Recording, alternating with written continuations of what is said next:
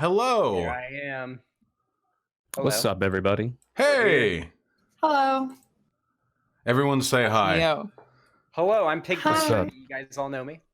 Nice. Nobody nice. cares, Big Puncher. I am Conyer. Hello, everybody. You may have seen me last night. All right. In what way? Quickly editing volume to make sure everyone sounds about good. Lexi, say something. Hey, I'm CyberwitchLexi. How's it going? That sounds good. Vermin? Hi, this is Vermin, Yeah, or Hyena, as you guys may know me. There we go. Hi. Volume levels sound good. So chat and everyone watching, again, varying levels of experience here, but that doesn't matter. It's all about collective storytelling. Now, really quickly, before we jump on into what's actually going the fuck on, a brief introduction to the rules of Dungeons & Dragons. Generally speaking, the way it works is, I create a situation, and then the players respond to that situation. That's basically the back and forth. It's like a big game of improv, except with math involved. So that's fun. Usually, there will be heavy conversations, dialogue, and lore that will be explored with the world, heavy bits of narration, and there will also be more technical elements of combat or like a dungeon navigation, you know. And it's usually the merger of these two disparate elements that makes a really, really fun campaign. So we'll be yes, and throat clearing. So we'll be doing our best. And with that said, let's get the fuck started, my friends. We open on 5 intrepid adventurers. Now, that's not their day jobs necessarily, but they nonetheless find themselves in that position. They have spent quite a long time walking. They just traversed through a dusty forest trail that looks more well accommodated for the like of bear and deer than it does caravans. It's rough, hewn and worn. Their feet are probably tired. The music is loud. They want to go home and play video games. And also, some pretty fucked up stuff happened on the way over here. But that's okay. They've made their way through that forest, heading south into a small town nestled in a clearing adjacent to the base of a mountain. It's an old mining town. And that mining town needs help. You see, 2 weeks ago, the intrepid adventurers, aforementioned, happened across a posting that was put in the town square of a much larger, more industrial trading town. It was a cry for help. The town needed people, strong people there, to help them out of a snafu. The posting was worn. The edges were frayed. It was bleached by the sun. There was no date written on it as for when it was posted. But they took the job anyway. No reward was even specified, save the vague promise of a town's eternal gratitude. After traipsing their way through the forest, these 5 intrepid adventurers have finally broken out into the clearing in which the town sits. And those 5 intrepid adventurers are, in order from left to right, please introduce us to the extent that you would like to introduce yourselves. Hey, Conyer, hit us up. Who's your character? Hello, my name's Kazooie. I'm a bit of a bird boy. I am a Aarakocran monk. Way of the Soul Knife. I'm going to break out a character real quick. I'm very, very flashy and flamboyant, as you will soon see. But in character, I'm pretty reserved. I don't try to draw too much attention to myself. I don't like to put myself in harm's way. Also, this accent's not really something I was born with. I developed it over the time that I was acting as a liaison between the pirate crew I worked for and the nobility that we may do dealings with. So if I break out of it, it's totally not because I'm bad at this accent. it's because, you know, there's in-character reasons, right? Gripping. What's your race and class? I am an Aarakocran monk. How pretty are you? Huh? We haven't rolled that yet, but I mean, I'm all right. I think you're pretty darn good looking. You've got a good fashion sense, Kazooie. Thanks. And how about yourself, Verminhands? Want to introduce yourself to the class? And I can be heard just fine, right? You can be heard just fine. Okay. I'm not going to do character voice or anything right now. I'm going to hold that off. But my character, as you would probably see them, is a like 5 8, being in a like wrapped head cloak and a plague doctor mask. They have tassels over their shoulders that have some intricate details on them, and are just wearing a nice leather pants and boots, and seem to have a vitiligo on their most noticeably hands, that their legs are covered. They're bare chested, and on that bare chest, you can't make out nipples or anything, but there is a sheen of scales, and they have a rather large, long tail. So, No fat yeah. milkers, sadly. She has, up to this point, been pretty elusive with the group, a bit not standoffish, but just kind of out of the way, and is noticeably, I guess, a cleric, and her domain is protection. So Beautiful. No snitties for us, it seems. Pig Puncher, do you want to introduce yourself to the class? Who steps out from that forest into the clearing, beholding the town that they have traveled towards? I be Xanderhal. I am a drow swashbuckling rogue, and I am good.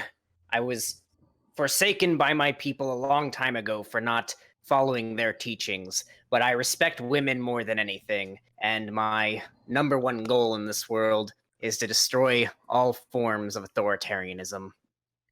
Arr.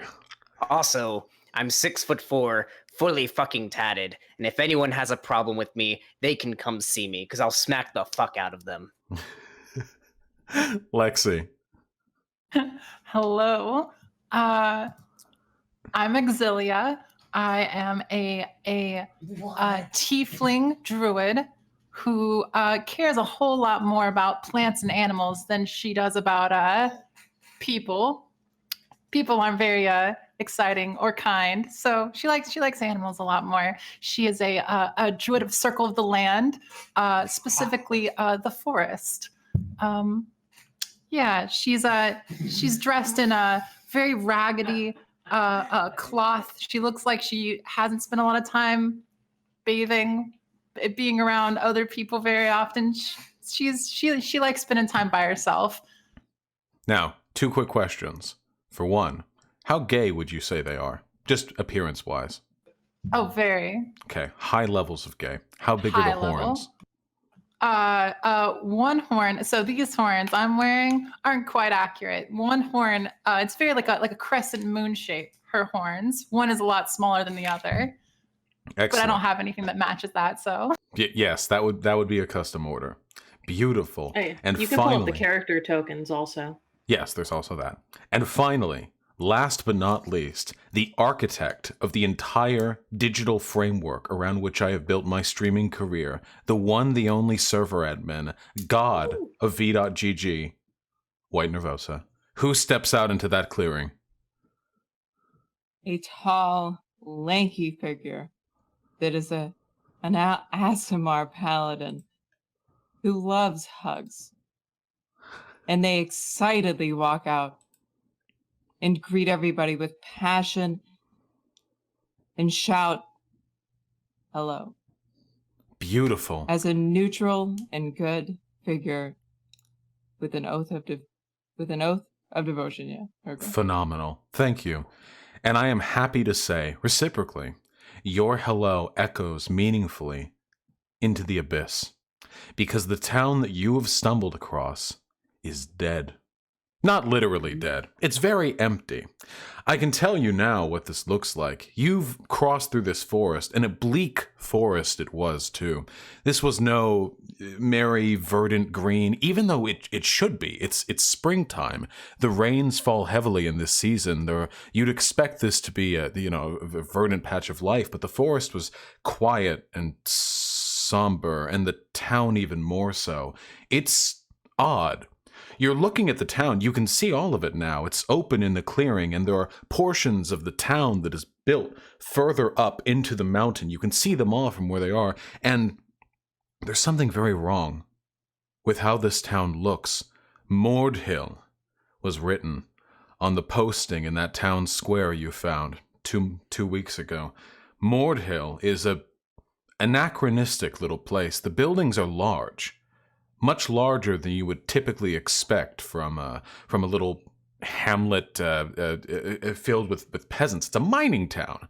This should be a place of industry and expectant poverty. But the buildings are large. They're box-like. Most of them are two-storied, and some of them are actually quite opulent. You can see a building, some perhaps 600 or 700 feet in front of you. It looks functionally like a town hall. In a hamlet that could support a population of no more than a few hundred, a building that wouldn't look out of place in a city of tens of thousands. But even more than that, more peculiar, it's midday, the most productive hour of the day, and there's not a single person along the streets. Empty streets, cobblestone paved down the road, dust blowing across the stones, unkempt, weeds clinging to the mortar between the stones. And the building closest to you is not even a building at all. It's it used to be a church.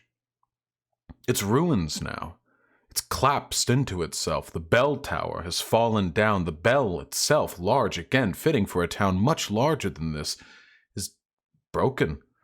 12 feet across, just laying there. The ruins of this church look as though they've not even been looted. It's just dead and rotting. Everything about this looks dead and rotting, from the cracks in the stonework and paint laid across the foundation of the buildings before you, to the unkempt roads. It just looks wrong.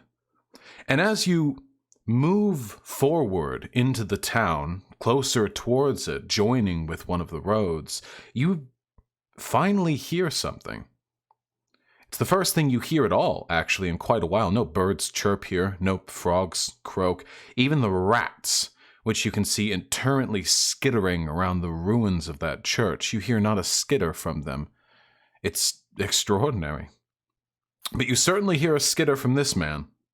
You see, a little past that church, there are houses. And in front of one of those houses is a porch, and on top of that porch is a man, a large man, human, bearded. Beard goes nearly down to the mid-chest. Whitish gray hair, pepper-streaked, older, large and fat, strong-looking, mountainous man. And he is pounding at that door. And you can hear him clear as day. Matthew! Matthew, you open this door! You can't protect her forever! Matthew! Before, after collecting himself a moment, turning to see what must have been for the first time in a long time, strangers to this town. What? Who the fuck are all of you? Who is Matthew? My name be Xanderhal. Who are you? What?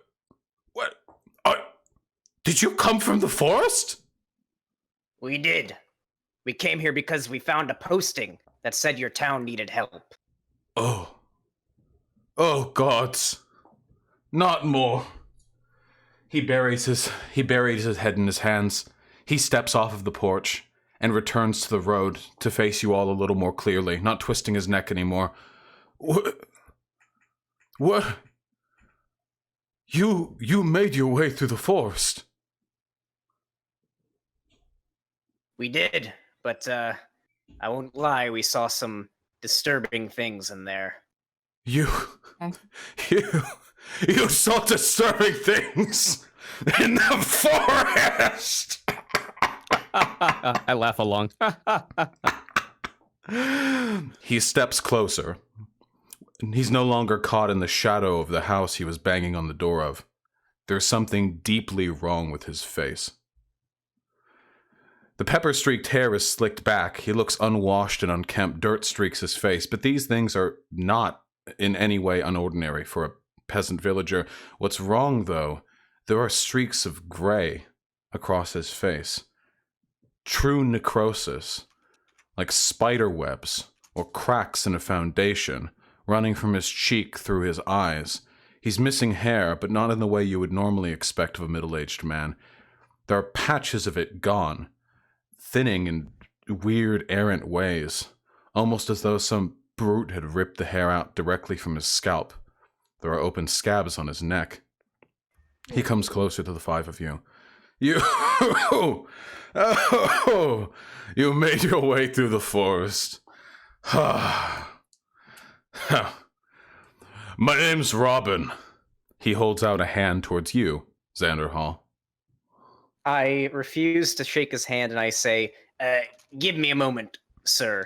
And I turn to the party and I whisper to Exilia, perhaps you may want to use that detect magic thing you did before. This guy, something about him sort of gives me the creeps.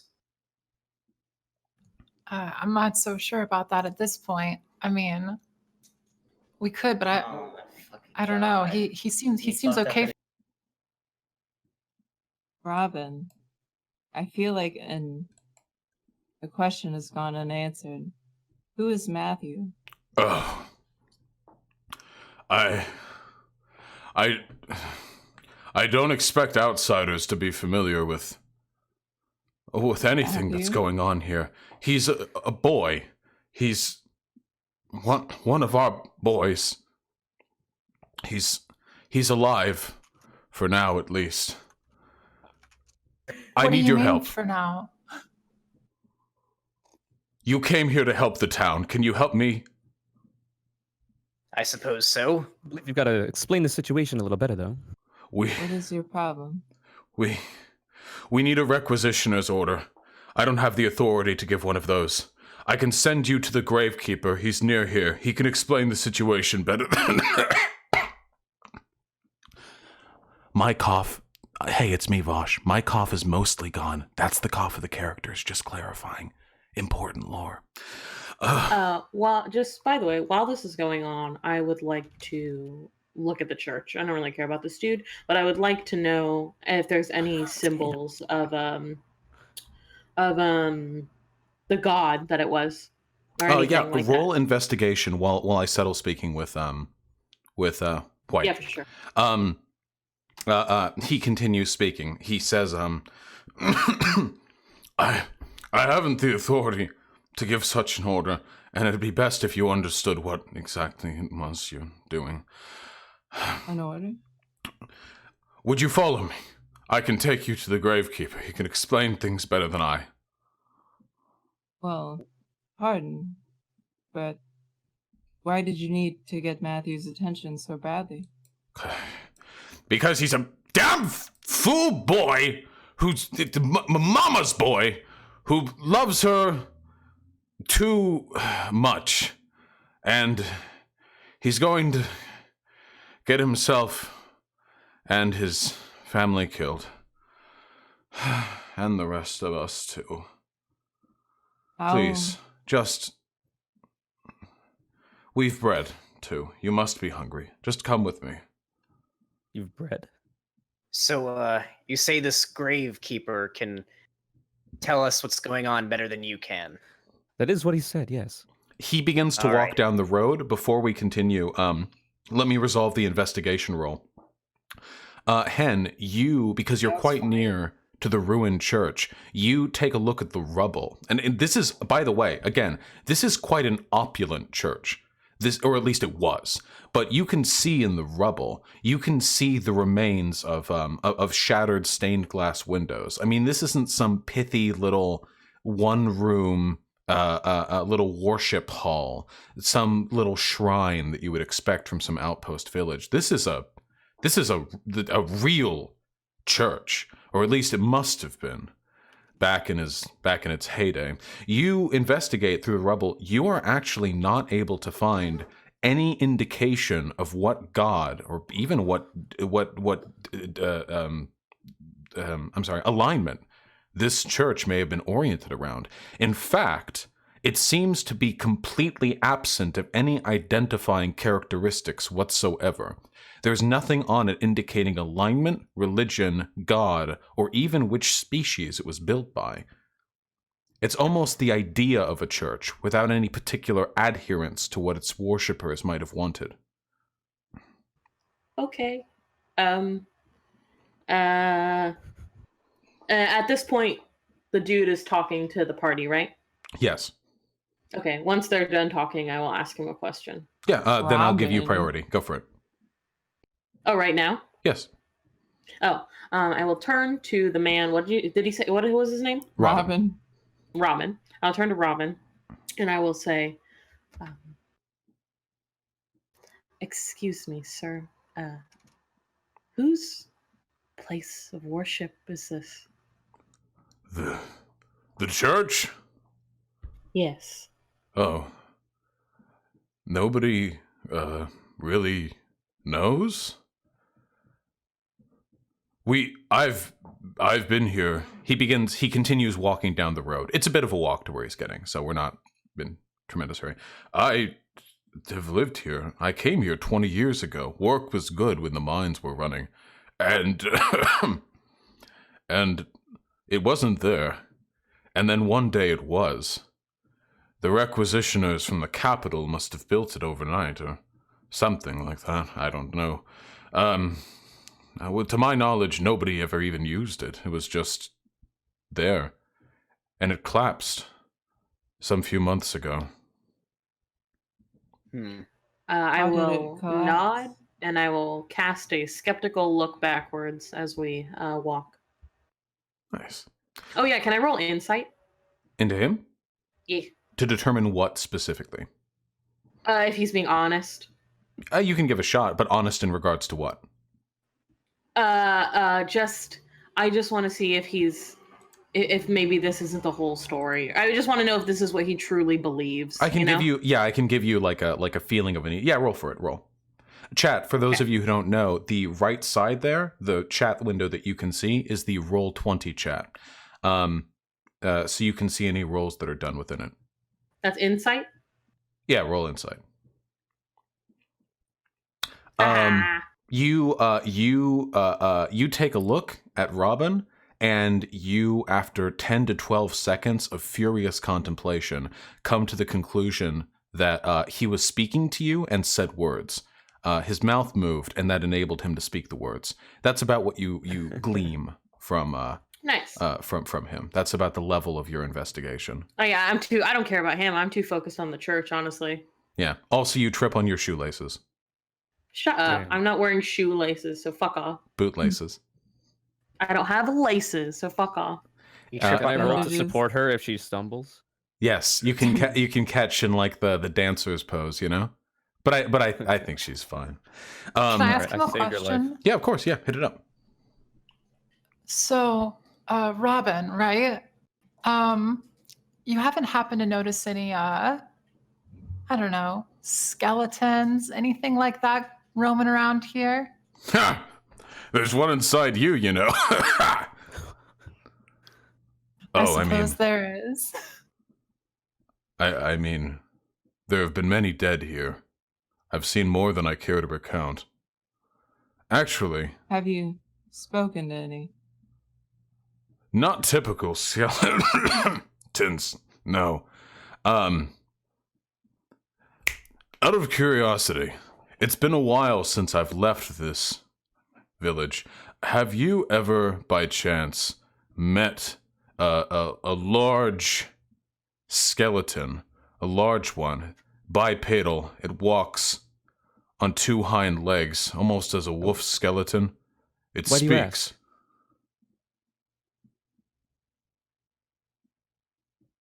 Me It's a bit of either. a- Who are you asking?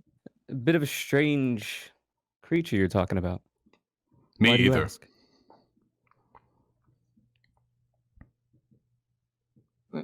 As Why a do you matter of ask, then, fact, Robin? we may have He's seen asking, why do you something. ask? I was asking, why do I ask? No, just Vosh didn't reply, so I wasn't sure if that was intentional or because of over talking. You never know which one it's going to be. Let me turn your volume up a little bit, Vermin. You're a little on the quiet end. There we go. Pump those numbers. That's better. Who asked what? I asked Robin why he was asking about this creature. Thank you. To which he responds, me either, and continues walking. You've walked long enough now. You've carried yourself along the cobblestone road further into the town. Now you're further in. You can see more around you. And what you see is, to put it lightly, not particularly encouraging. There's still nobody out. It's just the 5 of you and Robin. The houses are nearly identical. Before, glorious capitalist automation, there was generally a degree of personalization with domiciles. You live as a family in a place for decades, possibly centuries, especially this place, which has been untouched by war for as long as any family can remember. There are usually laundry lines that hang across houses, or particularized fashionings to distinguish one family house from another, but they're almost identical, like somebody stamped them into the ground, as is the building directly in front of you. You're standing now before its porch. There's a signpost hanging outside of it, and from that signpost is a chunk of wood that has been carved into the skeletal shape of an arm. Robin pats somebody on the back. It's rather hard. Who's closest to Robin? Probably Xanderhal, I would assume. Yeah, Xanderhal. probably me. His heavy, fat, sausage-like hand slaps you on the back, rather forcefully, actually. And he says, I'd rather not go in there. I didn't need to be out anyway. I'm just going to go home and see Mary. Good luck. And with that, he takes a step back from you, Xanderhal, and of course the rest of you, the party, curtly bows his head, and then very quickly walks away. I turn to the rest of the party and I say, he asked us about that thing we saw in the woods, and he seemed nervous to disclose its existence to us. Do you think perhaps that he was up to something? Definitely seems that way. He definitely knows more than he's letting on. Perhaps he seemed this angry at that Matthew fellow. Maybe we should ask him the questions. perhaps this gravekeeper fella will tell us more of what we wish to know, especially But about that's that who he giant wanted us skeleton. to see. Do you think we should talk to somebody else? Well, what about Matthew? What do you think? Should we take a vote? I say we talk to this gravekeeper. And a democracy. Just to make sure, he just led us toward a building, right? Correct. You're in front And of he's its He claimed porch to have now. been bringing us to the gravekeeper. Yes. All right. Oh, I'm walking towards a building. I'm peeping around. Are you going towards the door? Yeah, absolutely. Oh, okay. Excuse me. The door is heavy and wooden. It's actually distinct. Most of the doors that you've walked by in these domiciles, they're carved. They're nice doors. This one is actually rather severely damaged. There are huge cracks and rivets that have run down its length. It looks as though a sturdy kick could do it in by any reasonably strong person. It's not necessary, though. The door's open, or at least it's ajar. It's hanging a little bit off its hinges, open a few inches from the lock. I'm peeping in. It doesn't smell particularly good in there. Does the What do you see, party Hen? follow with? Yes. Yeah, I'm gonna follow behind. Does Hen see anything? follow. Or? Well, I'm waiting. Hen, you step in, or at least you peep in. The peeping takes place. Well, yeah, it was ajar. Yeah. Yeah, a peeping. The door opens slightly. Yeah, I like lean in and poke my head around. The inside of this place is decrepit beyond description. It's near Blacken there.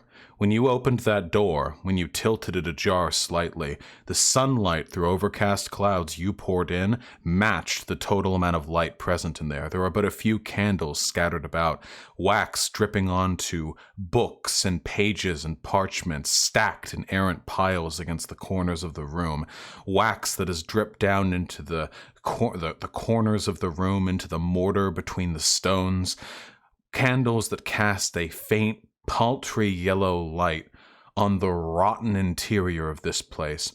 Bare, unpolished wood splintered open, hewn, rotting furniture, and blood.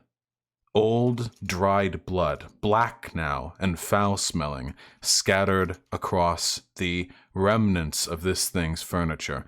But all of that pales in comparison to who you see behind the desk that sits in the center of this room. It's not And a who man. would that be? Now, a dramatic pause. It's not a man. Not properly, at least. The candlelight barely illuminates him. At first, you think you're seeing some sort of undead monstrosity, an apparition, a ghost, a poltergeist, but you're not. It's candlelight, reflecting off wet bandages. You see the bust, shoulders, upper arms, and head of a man who is cloaked from every visible angle in bandages, soaked in blood and viscera, yellowed by pus and the crust of plasma that seeped from scabs barely healed. The bandages are contoured around the likeness of the face. You see two deep eye sockets, blackened, staring out at all of you through the doorway. And those bandages move very slightly as the figure speaks. Oh, I wasn't expecting visitors. Please come in. And do so quickly, please. The sunlight irritates me. Then before opening the door, I will. I assume they may have heard, but I'll say in case they haven't seen. It seems like. Wait, this is there's a lot of retroactive. They've decay. already seen you. Huh? Oh well, I was the only one who peeked through the door, so I assumed they couldn't come in. No, they were I all didn't open they the were door all all the behind way. you. I specified that. You Yeah, opened no, it okay. enough to look in so they see out. Yeah. Oh, I didn't open the door all the way, but all right. But you opened it enough for them to see out as well. Okay. Then never mind. Anyway, Avast. You, Who are you? You have a very kind voice for your demeanor. you've known nothing of my demeanor save how I cloak myself. Please, please, in. There's room enough. Who are you? Do you all make your way into this place? Oh yeah, Yeah. I would like to stay as close to the door as possible, though. Reasonable. Do you close it, though, to prevent the light from coming in further? I'll leave it slightly cracked. Gotcha. The slightly cracked door lets light in, but not enough to cast upon this person's figure.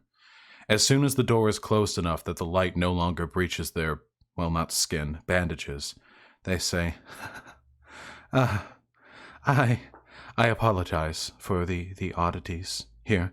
You see him turn slightly to address all of you in kind, and as you do so, as his neck turns, you see loose bandages that separate the neck from the shoulder blade part, and you see a flash of skin, blighted, black and yellow, red boils protruding between the cracks in the bandages.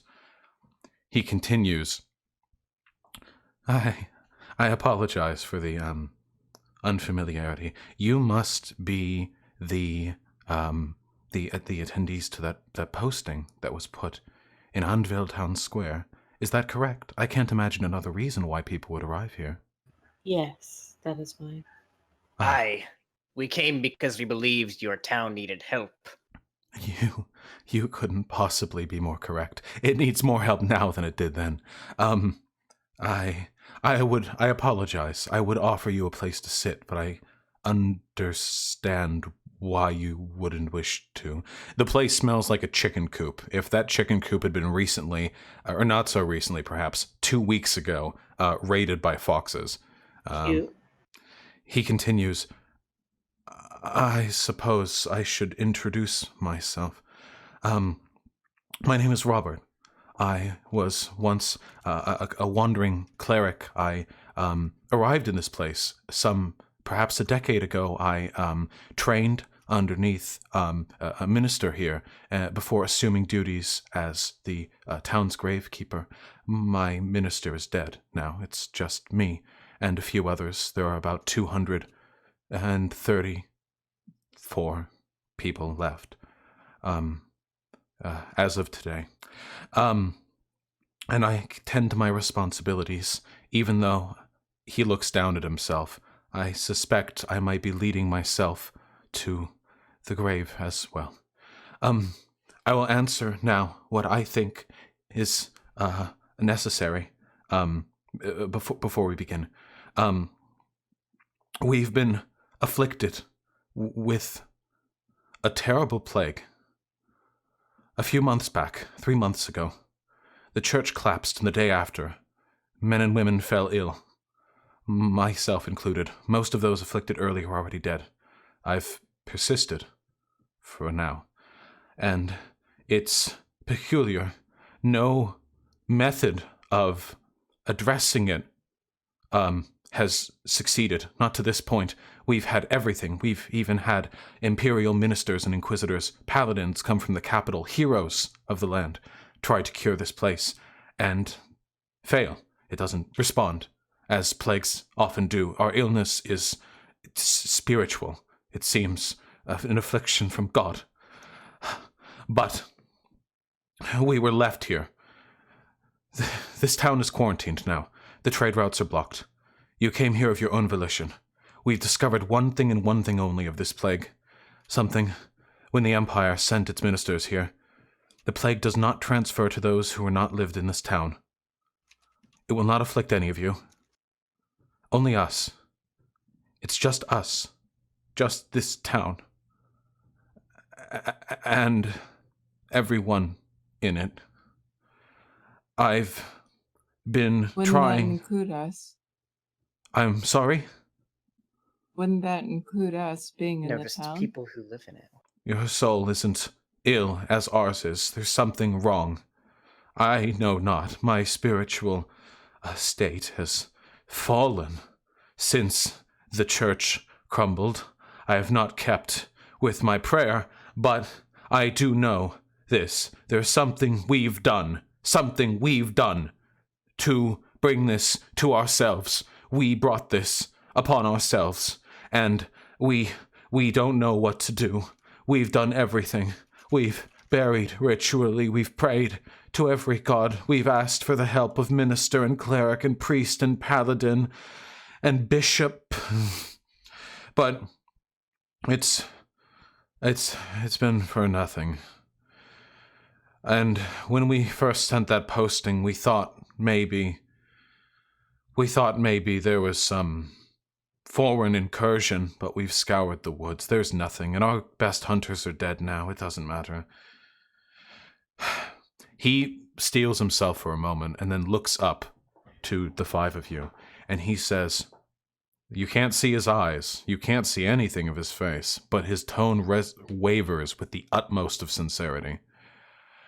I don't know what's wrong with this town, but I and every soul here will give everything we have to see this place saved, to see our families saved. And if you can do this for us, we will bestow upon you every generosity this place has to offer. There is wealth in the mines. There are wealth in the coffers. We can find a way to privilege you for your services. We need you. Please. You've seen this. You've seen me now. And he steps up from the chair that he's been sitting on behind the desk, and you see him now, dimmed in the candlelight, silhouetted just barely. His whole body is wrapped in bandages. Blood blisters have protruded out from the seams in them at some points. His left hand has been bandaged with the rest of his torso. It just hangs down, or is strapped now, to the side of his body like a straitjacket. Only his right arm is usable, and most of it is unbandaged. There are black and gray rivulets running along it. It looks like a corpse's arm, but he clenches his fist with resolution. This is what befalls the town, if things continue as they are. Will you help us? I turn to the party and I say, "What do you think?" We came here for a reason, didn't we? We did. It would be I'm a shame inclined to go come out. along. I think we need a little bit more information. It would be a shame to have come all the way out here and experienced what we've experienced and decide not to help these people after all. What do you think, Kazooie? What would you like to know? I'm going to turn to Robert. Robert, I assume you're wrapped in bandages because of this affliction, yes? Yes. Whenabouts did this start happening to you? About 3 months ago. I was one of the first afflicted, but there are new afflicted every day. We have deaths every day, without exception. How long does it take for someone to die? There doesn't seem to be a consistency. I've I seen nod.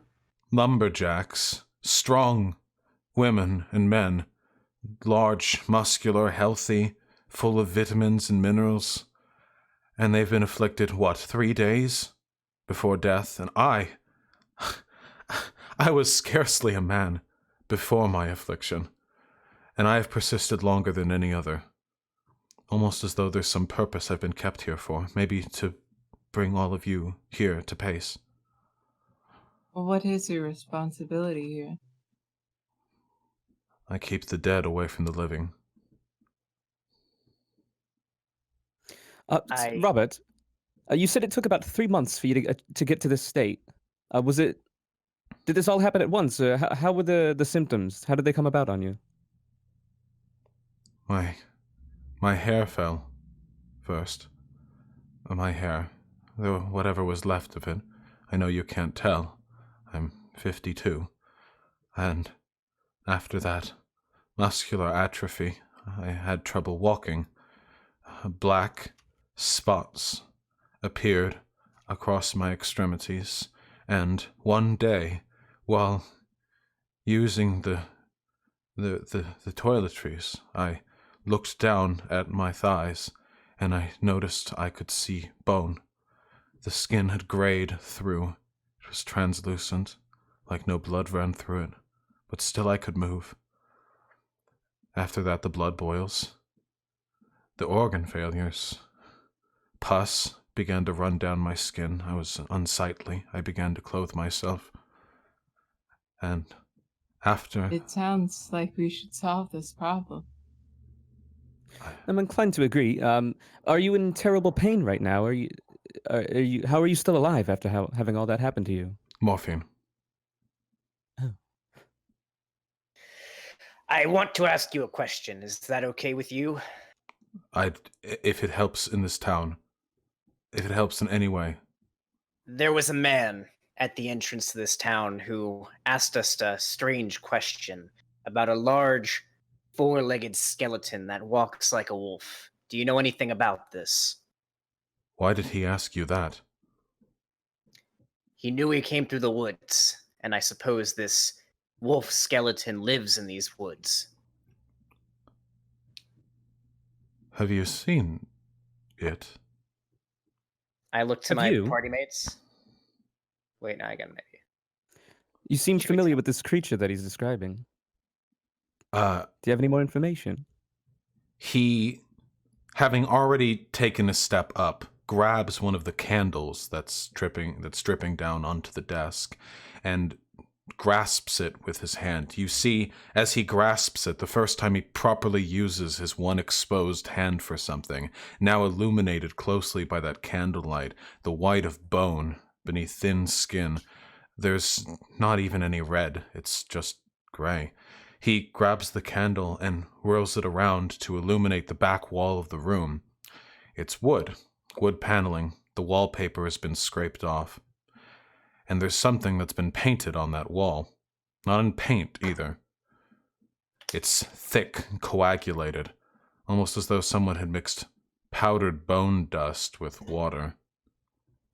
It's a skeletal creature, bipedal, walking on 2 back legs, long arms with clawed fingers, and a wolf's head. It's about 7 feet tall. Not quite life-sized, but close. He turns to the back of you. Did it look something like this? Aye, we saw it out there in the God. woods. You've seen it. Our protector. Protector? Protector. I see it in my dreams. Every night I sleep, I see it. A beautiful,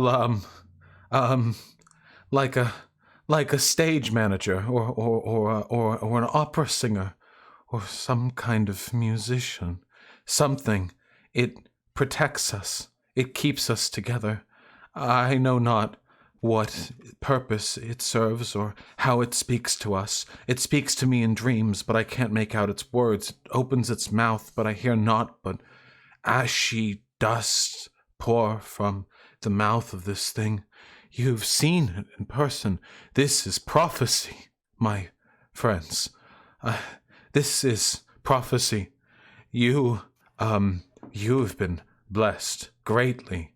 I beseech you, please, now, you're involved. Now, you've been chosen. I would like very much to speak to it if I could. Someday.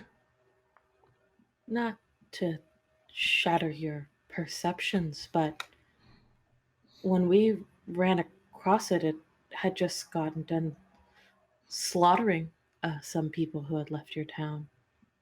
Then Is that good? there are no shortage of sinners and ne'er-do-wells in our town.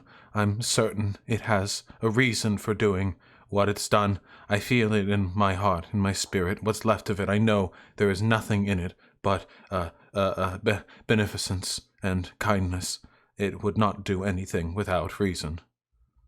May I ask you, has a young dwarf woman gone missing from your town in the last few weeks? Missing from the town. Young dwarf woman. We've a few.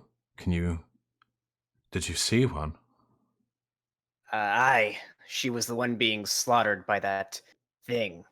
What did she look like? After her compatriots had been. What did she look like? If I remember correctly, she had pigtails and she was short and Absolutely breathtaking. she had a group of other travelers with her.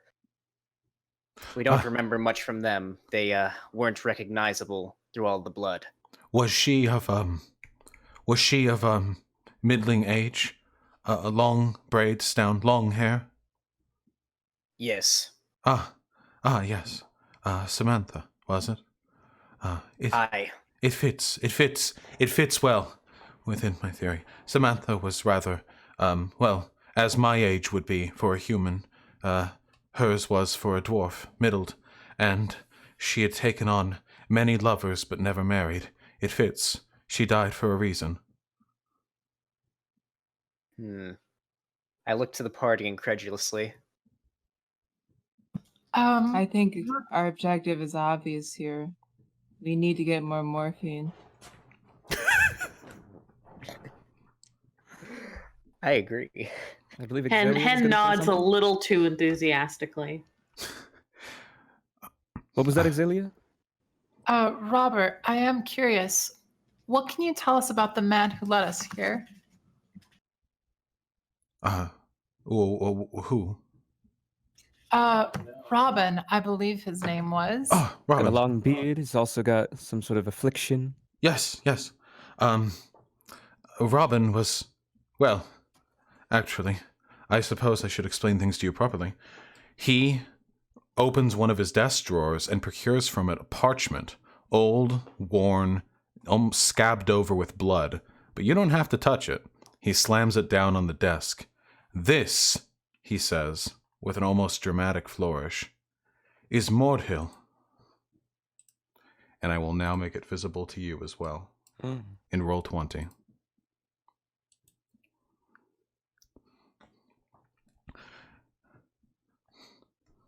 We have had some trouble over the past few weeks. There are people who have been uninterested in allowing me to do my duties. I am very infirm. I cannot retrieve corpses that are not given to me. And one boy, Matthew, has... His mother died 3 days ago, and she's still locked up in there. The dead cannot be allowed to coexist with the living. They need to be separated. He and his 2 brothers have locked their place up tight. We've done everything we can to bust that door open. They cannot continue holding that woman's corpse. May I ask why? We can't. Sin brought this plague upon our village. We can't allow the dead go unburied. There are proper rites, funeral ceremonies that have to be attended to. His mother was an honorable woman, noble, decent, could have been regency in another life, maybe, of fair character and high virtue. She deserves, she can't move on. And the last thing this village needs is the torment of angry spirits. Were you burying your dead before this curse befell your town? Yes, there was a I would assume graveyard. the gravekeeper's kind of in charge of that. Well, maybe you should try doing the opposite then. Maybe Matthew has the right idea. And let plague-ridden corpses pile in the houses of the living? Well, the living are plague-ridden, no? Perhaps if And being buried alive? is not... Perhaps if being buried is not what the gods seek for your town, maybe burning would be the appropriate alternative. We can burn. There are many acceptable rites. I have documents on a great many funeral customs appropriate for members of all races and faiths. We can do something appropriate, but I am absolutely certain that corpse carrying is not how this town will amend its fallen virtues. I say we help this man out, and we find this woman's body, and we get it out of that house. Pardon, really quickly, Bob, are the burials public? The burials? Oh, they used to be, but people don't leave their houses very often anymore. They were always conducted publicly, but now no one shows. Everyone's too sick, so I just do it anyway. When would you say that they stopped being attended? The attendance has petered off. You know, the first few deaths are a tragedy, everyone shows. And after that, as more and more people die, people stop coming to mourn the dead and stay at home and instead contemplate whether they will be the next ones. Real quick, Vosh, can you give us a "you are here" on the map? Yes, absolutely. So, let me, can I do this? I'm going to Google Maps pin. Yeah, let's Google Maps pin. So I'm going to ping in Roll20, but show in the streamed campaign. So in the top right, that ruined building over there is the cathedral that you first encountered as you walked through. And the building that you are currently in is the orange-tinted building, the smaller one, which is slightly below and to the left of that ruined cathedral, right over there. See. Okay. So we're still very close to the town's entrance, or where we came in. Yes, yes. We're just like right across the street. Oh yeah, which was the house that Matthew was, or that Robin was banging on? It was the very first house that you encountered here, directly adjacent to the cathedral, and the uppermost portion. So right to the left of the cathedral. I turn to the party and I say, do you think we should do what this man asks and help him perform the proper rites on this corpse? I think at the very least that we should talk to Matthew. Yeah. We don't have any other option but to ask Matthew why he's doing what he's doing, no? I agree. Perhaps we should pay him a visit. You'll do it then. We'll see Excuse what me, Matthew has to say. What kind of what could we get out of this? You said you would bestow what exactly upon us if we were to be successful with this task? With this task specifically? No, I have nothing personally. We would need to requisition from the mines, but nobody's gone in there for quite some time. That's where most of our wealth is carried.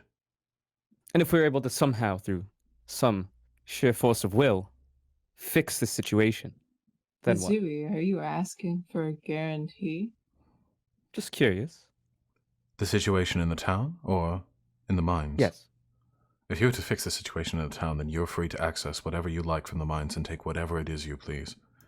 Though I would hope, befitting the town's character, your interest in the mines and in this town is befitted more upon a willingness to save those who have strayed from the path of goodness than it is to afford yourself monetary rewards.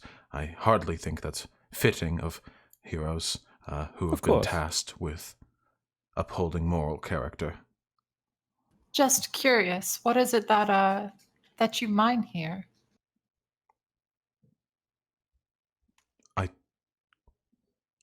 I never thought to ask. Well, that's Perhaps- all right. Perhaps after we've taken care of this body, or at least talked to Matthew, we investigate these mines and find out what was being mined in this town. Yes, yes. Are you sure we shouldn't go to Matthew first? Oh, No, definitely. I said we go to Matthew first and That would be find part out. of the, Oh, Yeah. The way. I've nothing to help you with your task save the knowledge that Matthew was a good young man, and that his decision to cling to the dead, while irresponsible, is nonetheless a product of love, and that you treat him with respect befitting that character. Don't worry, lad. We'll be quite gentle with him. With that, Before we go, yes. I will say to what's the name of the one we're talking to? Sorry, Robert. bad memory. Robert. Robert. Okay, Robert and Robin are close. My boy. Roberto.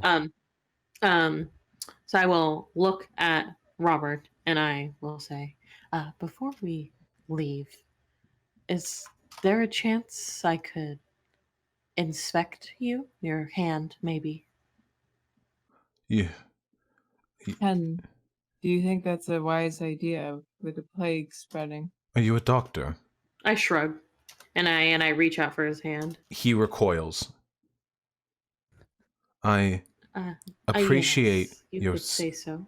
I appreciate your sentiment, but I've the good graces to know my time will come when it's come. I've made it this far. The whims of a doctor are not going to carry me any further than my own spirit has. I do think that additional I information just about the infection want- would probably be nice. Yes, I want to see what this is if I can figure it out. You may inspect the mother's corpse. I imagine her body is in a state comparable to my own.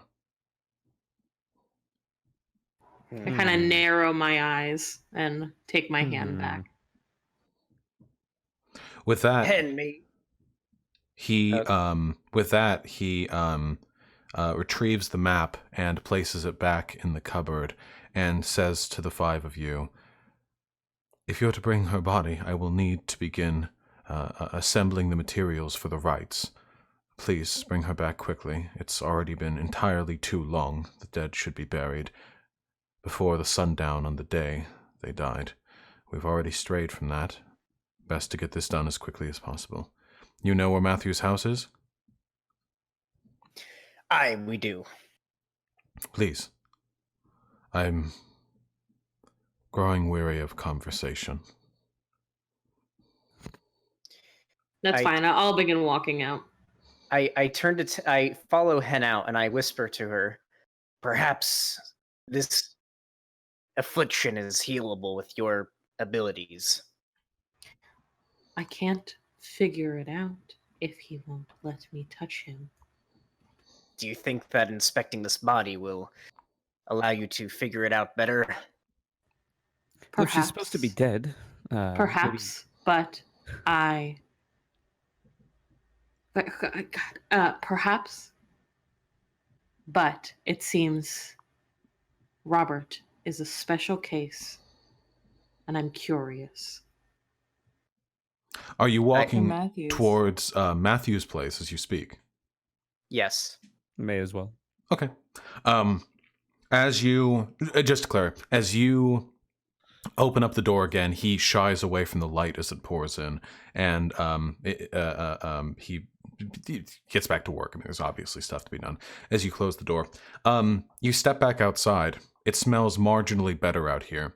There's the faint smell of burning, though there's no smoke nor no fire. Just a faint acridity, a soot in the air, like the remnants of a battlefield left unattended weeks afterwards.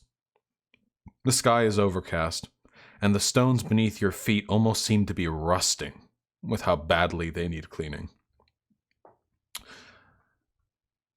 As you make your way down the road and contemplate the utter absence of foot traffic elsewise, you now find yourself before Matthew's house, at the same porch where you found Robin, shouting. There is nobody around you, and all is silent. What do? I step forward and I knock politely on the door. Fuck off, Robin! Hey, I'm not Robin. Fuck off! We're here to help. I turn to the party and I say, well, he's already been rude. I say we kick the door down. No. Hold on. No, I don't no, know no. if that's a good idea. Josh, are there any I windows will that we walk can up see? forward toward the door. Wait, good question. Are there any Kazooie, windows around the building that we could see? roll investigation. 1 sec, boy. Wait, he has to investigate whether you can see a fucking window? What if there are Well, secret it looks windows? like there's no windows. Actually, there are windows running along the lower floor of the house. However, they have been. It's actually rather peculiar. You know how you can board up windows? Mm-hmm. It looks almost as though the stone from the frame has encroached in on the position of the windows, like the stone liquidified and dripped down to make them Yes. inaccessible. What remains of the entrance has been boarded up with wood. I will walk towards the door to try my hand. What do you do with your hand? Oh, no. I mean, try my hand at trying to convince him to open it. I walk forward and I knock softly on the door. Robin! And I say, no, this is not Robin. I am a doctor and a cleric, and we would just like... The fuck are you? Talk Speak to up! We would just like to talk to you. Well, then talk! Well, Matthew, would you please open the door? The fuck are you? How many people are out there? There'd This be is a 5 of us. town. Wait, what's the name? Who? What are names? Why? My name is Xanderhal. Why Who would the you give a fuck are you? count? What? God damn it. You're not from here. no, we are not. We're from far away, but we're here to help you. You We've been here a while. You've just never left the house, Matthew. fucking Robert sent you, didn't he? Who? The bandage man. We know nobody with that name or that description. Then what the fuck are you doing? We just came here to talk. I kind of We shoot heard- Xander a look like, you shouldn't be fucking lying to this We kid. heard. I shoot Somebody her back a look, bashing. saying this guy is clearly not stable, and if he knows who sent us, there's no way he's gonna open this door, and we're gonna have to knock it down. So maybe Why? we can convince him through lying. Xander's I'm glad our eyes literally. can communicate hold on. that. Why you were speaking? We heard somebody banging on your door and yelling, and we just wanted to make sure that everything is okay, Matthew. Yeah, that guy's a fucking asshole.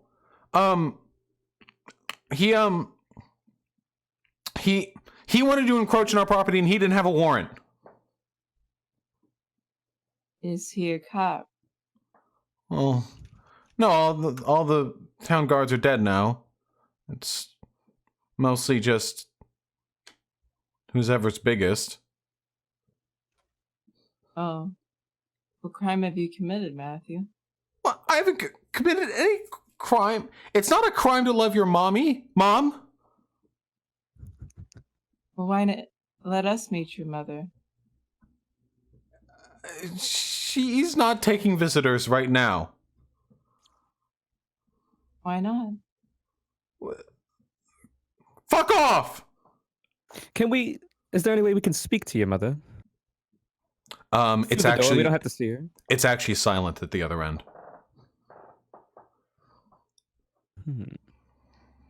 I turn to Hen and I say, "You tried your best. I don't think he's going to let us in."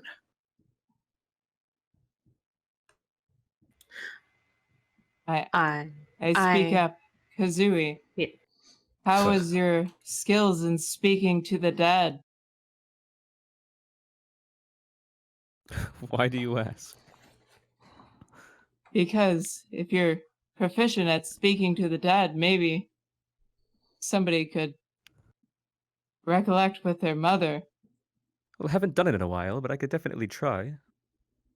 Excuse me, is there a dead woman in there?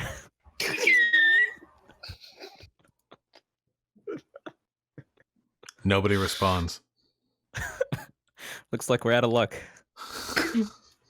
I yell loudly, "All right, you little shit! I tell you what, No. we have a cleric and a doctor here. If there's something wrong, then we can help. We're only here to help." No response. I turn to the party. door. Xander, let's say we beat this door down. We don't actually have to do it. I'm more so of the opinion that we should maybe threaten it, see what happens. Oh wait, WhiteNervosa's gone. Oh Uh-oh. no, my camera just popped. Uh-oh. RJ. At least you've got like a cool Yeah, it's a cool 1990s look. CRTV. Yeah, it's super cool. Super cool. Well, Also, Bosch, yes. just do you have music for the future? Unfortunately, YouTube copyright is so Yeah, copyright ID is that's so what I thought. unbelievably punitive that I am terrified even to play stuff that I know isn't copyright licensed. Because I have You You heard could can find stories. some neutral music from like an open source Bandcamp. thing or whatever. That might be good. I have From my heard stories of experience- even the music offered by YouTube I know. being like copyright ID striked during live streams. But I can look more into it. And You can also get our friend to write us music. That music's nowhere. no. Like it doesn't matter. Like any Oh. music. Like the YouTube copyright ID system is fucking insane. Oh, okay. Yeah, and on your live streams that you schedule, YouTube counts them as videos and not live streams, so that if you get copyright striked, you can get taken down instantly. Since you can't appeal it, Yeah. it's really shitty. So there's a lot. Yeah, less there. it just sucks. But all right, okay. Well, what I can do is between this session and the next session, which will be 1 week from today, that we can I can look more into it and see like what are like the safest possible forms of implementing music. Anyway, yeah, WhiteNervosa's back. My bad. I didn't mean to. Yes, No, of you're course. Gucci. Anyway. Definitely Kevin McLeod's elevator music. But go on. All right. Are we kicking down the door? Or what are we? I don't think kicking down the door is such a good idea. What I was if trying to threaten it. Can I try to break the lock? Can I Well- try to pick the lock? Roll investigation to find out what state the door is in.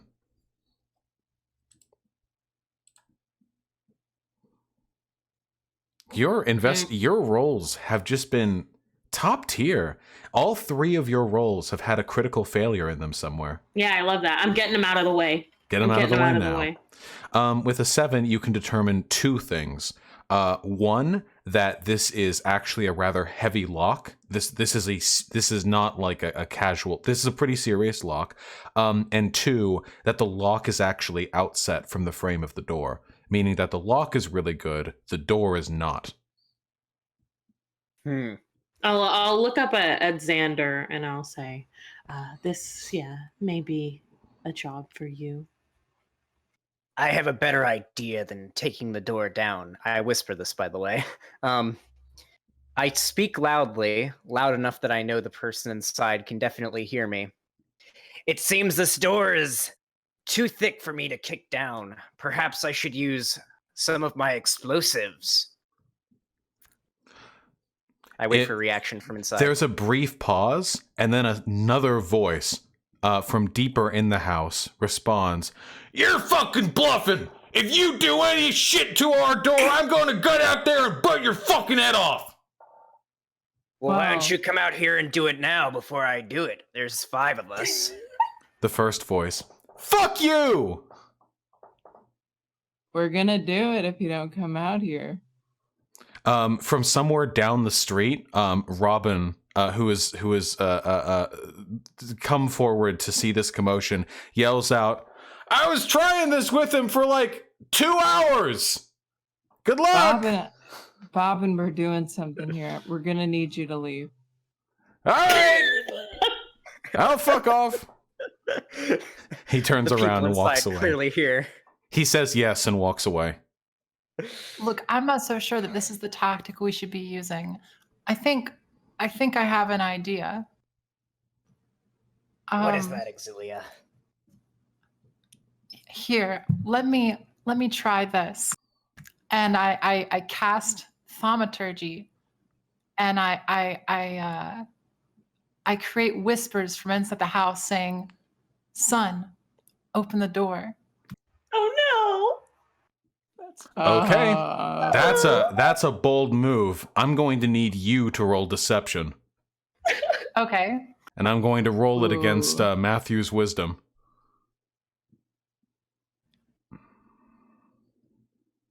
I thought you were going to try to make the windows fly open.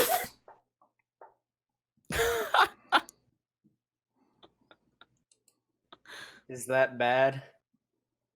Well, we'll find Probably as out. good as my attempt was. Yes! Idiot ball! He's a dumb redneck. Oh, so there we go. he's- Nice. He's Ooh. stupid. Yeehaw. A deception roll of 4 beats a wisdom roll of 1. For those of you who don't know, when rolling, there are 2 numbers. The left one is default. However, sometimes in a roll, you can have advantage or disadvantage, meaning that there's some benefit or hindrance to you performing that task. If you're rolling with advantage, you take the higher of the 2 rolls. If you're rolling with disadvantage, you take the lower. If you're not rolling with either, you just take the leftmost. And in this case, the leftmost value is 1. The worst roll, actually you can get into the negatives, but 1 is really bad. From inside the And house, their kids. you hear, wait, what was the specific request? I apologize. "Son, please open the door." From inside the house, you hear, "What? Mama? That's a fucking trick, boy! Don't you open it, Mama!" And footsteps against rotted wood planks before like 3 locks unclink from the door, and the door gets flown open just far enough for it to hit the chain that keeps it from being opened more than a foot.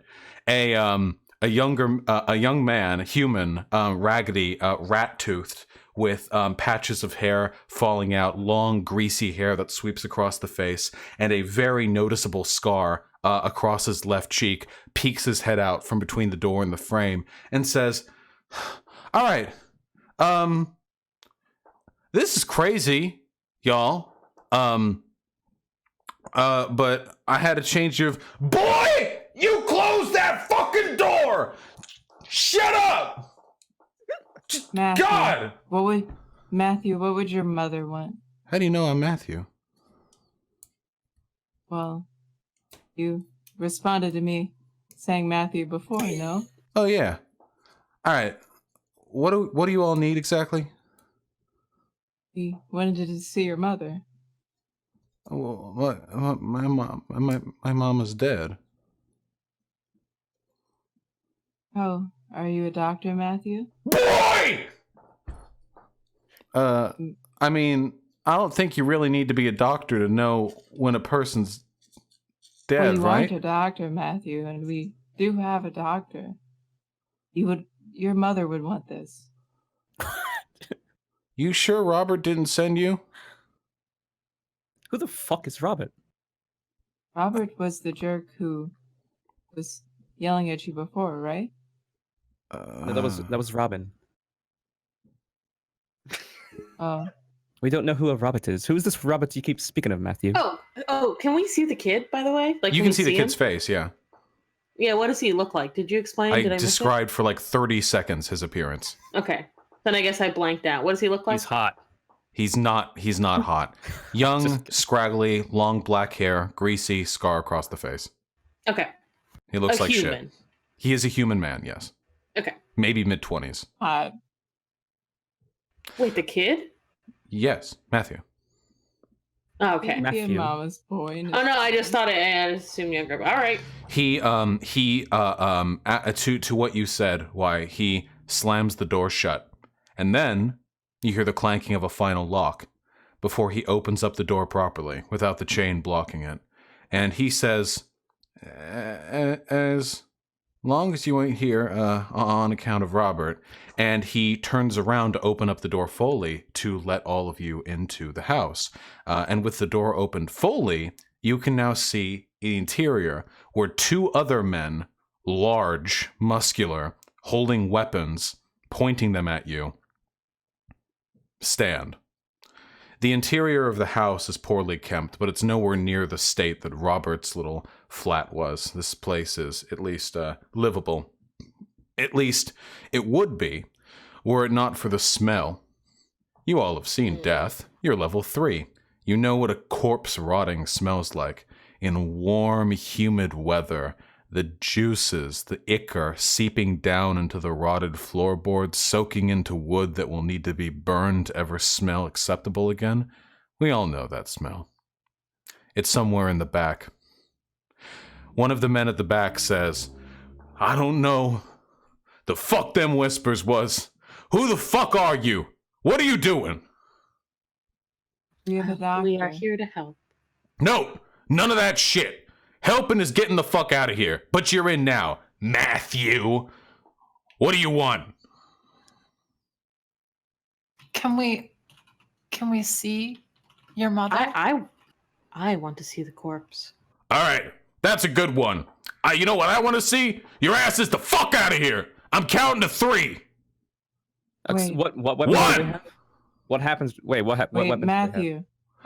Wait. First, in response, Kazooie. The two men. One of them has a kitchen knife, and one of them has a short sword. Oh yeah, I can I think fucking we could drop take these this. fools. I interrupt the man's counting and I yell, "Save your breath. We ain't leaving." Things begin to happen very quickly. Everyone, Uh-oh. it's time to fucking roll initiative. I'm so excited. Let's get started. Okay, how do Wait, I? don't do it yet. Just by the way. Yeah, don't do it yet. Oh. I'll show all of you how to do it. So first, I hit this, and then I hit this. I'm gonna have to kill this fucking kid. I swear to God. Not the kid, Okay. just the dudes. You have to wait until the Matthew's character chill. tokens are up. Wait. Okay. My bad. All right.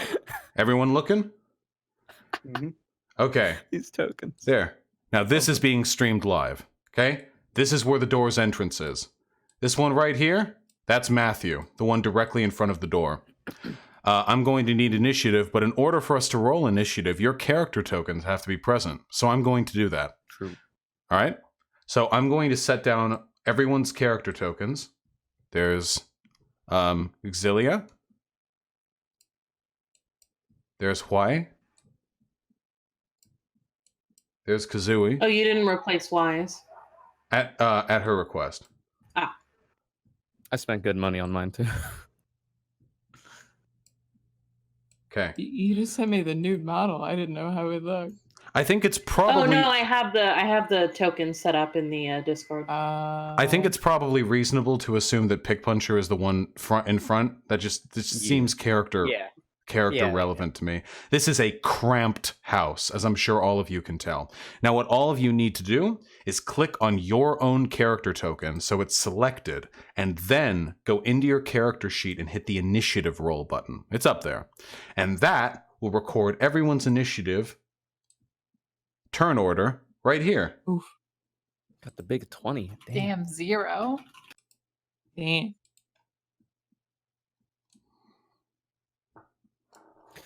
Wait, are our tokens where they're supposed to be in relation to everybody else? We can rearrange them as soon as initiative is determined. Plus, you're all going to move. Like, you could clear the entire length of this house in a few seconds. Oh boy, wait, you got kind of screwed there, didn't you? Okay, hold on. Now, for some reason, none of that showed up on the turn order thing that I have, so I'm going to manually input everyone's shit. Oh, it Wow. showed up on mine. Yeah, I thought they did. For I a had minute. it for a second, yeah, and then it. Yeah. That's okay. I'll just do it manually. Maybe really we quickly. should re-roll. No. Yeah.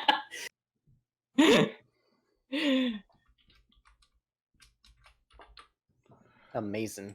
Amazing. Misspelled, right? Yeah. Y's original roll was 11, so I don't know if you're gonna. No, we're but going yeah. with the 0. That's good. Okay. I'm okay with that. It means I have time to assess the situation. Exactly. Okay? Think of all of the Yeah. tactics you get to use. Exactly. I'm right next to the door. Perfect. Okay, let me input everyone's shit. Okay, Another- so like, is there any time to like try to talk to Matthew before this? Talk. So It's in the combat, talking is always counted as a free action, meaning that you can do it without without it needing to correspond to the existing turn order. However, I like to play it. Talking is frenetic during combat for very obvious reasons. So Right. it will be played with that in mind. Okay, there we go. I've got everything. Don't do it, Matthew. Don't do it. Now let me roll the other initiative because there are multiple. Oh, that's a damn. Oh, Kazooie, what is your That's good. dexterity?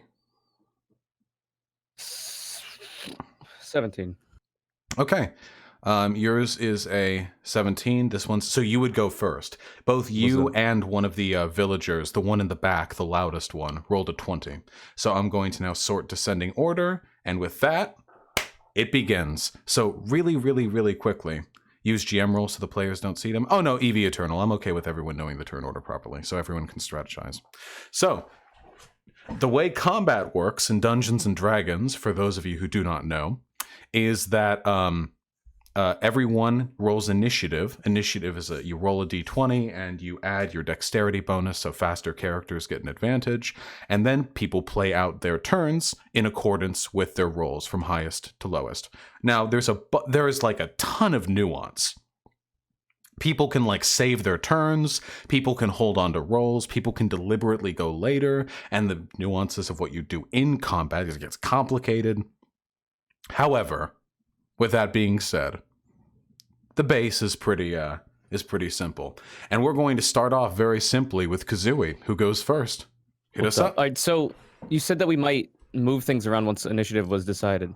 So Matthew is indeed like right in the middle of all of us, right? Then? Yes. Presently. Okay. Okay, which is the one with the kitchen knife? The one with the kitchen knife is the one right here. The one with the Okay. short sword is the one right here. don't do it, Matthew. Can we see the mother in the room or no? No, the mother is not presently visible. Okay. I would like to move here. A good meme. I'm trying to think. Okay, real quick question. If I am able to use some sort of projectile, let's say, and I was to throw it from here, is there a chance that I would hit Xander? Or no? No. I think it's reasonable to assume sometimes you can have partial or even total cover, which would affect the roll that you're using. But in this instance, it's pretty reasonable that you would like turn slightly or like lean over. I don't think that would incur a disadvantage. All right, Exalia, can we switch spots so I can hit Xander then? I'm just kidding. All right, let's see. So what I will do then, I'm going to stay planted where I'm at, right? Mhm. Then I'm going to do, one sec. Gotta find this. Oh shit, I'm so sorry, everybody. No worries. Okay, so what I will do, since I am a monk of the Way of the Soul Knife, Mhm. as per my Soul Knives meme, which you can see in chat in a moment, I can use a bonus action to increase my unarmed strike range by 30 feet, which is quite literally all the way to this short sword boy. Mhm. So I'm going to use the bonus action and do that. Starting And when you do it. choose this tradition at 3rd level, you can use your psionic energy to manifest blades that disrupt your foe's mind. Your unarmed strikes deal your choice of psychic, piercing, slashing, or bludgeoning damage each time you hit. In addition, you can use a bonus action to increase the reach of your unarmed strikes by 30 feet until the end of your turn. Disgusting. Yee, boy. Yeah, it's fucking Yee, nuts. boy. Psychic punching So- someone from across the room. So I'm going to do that.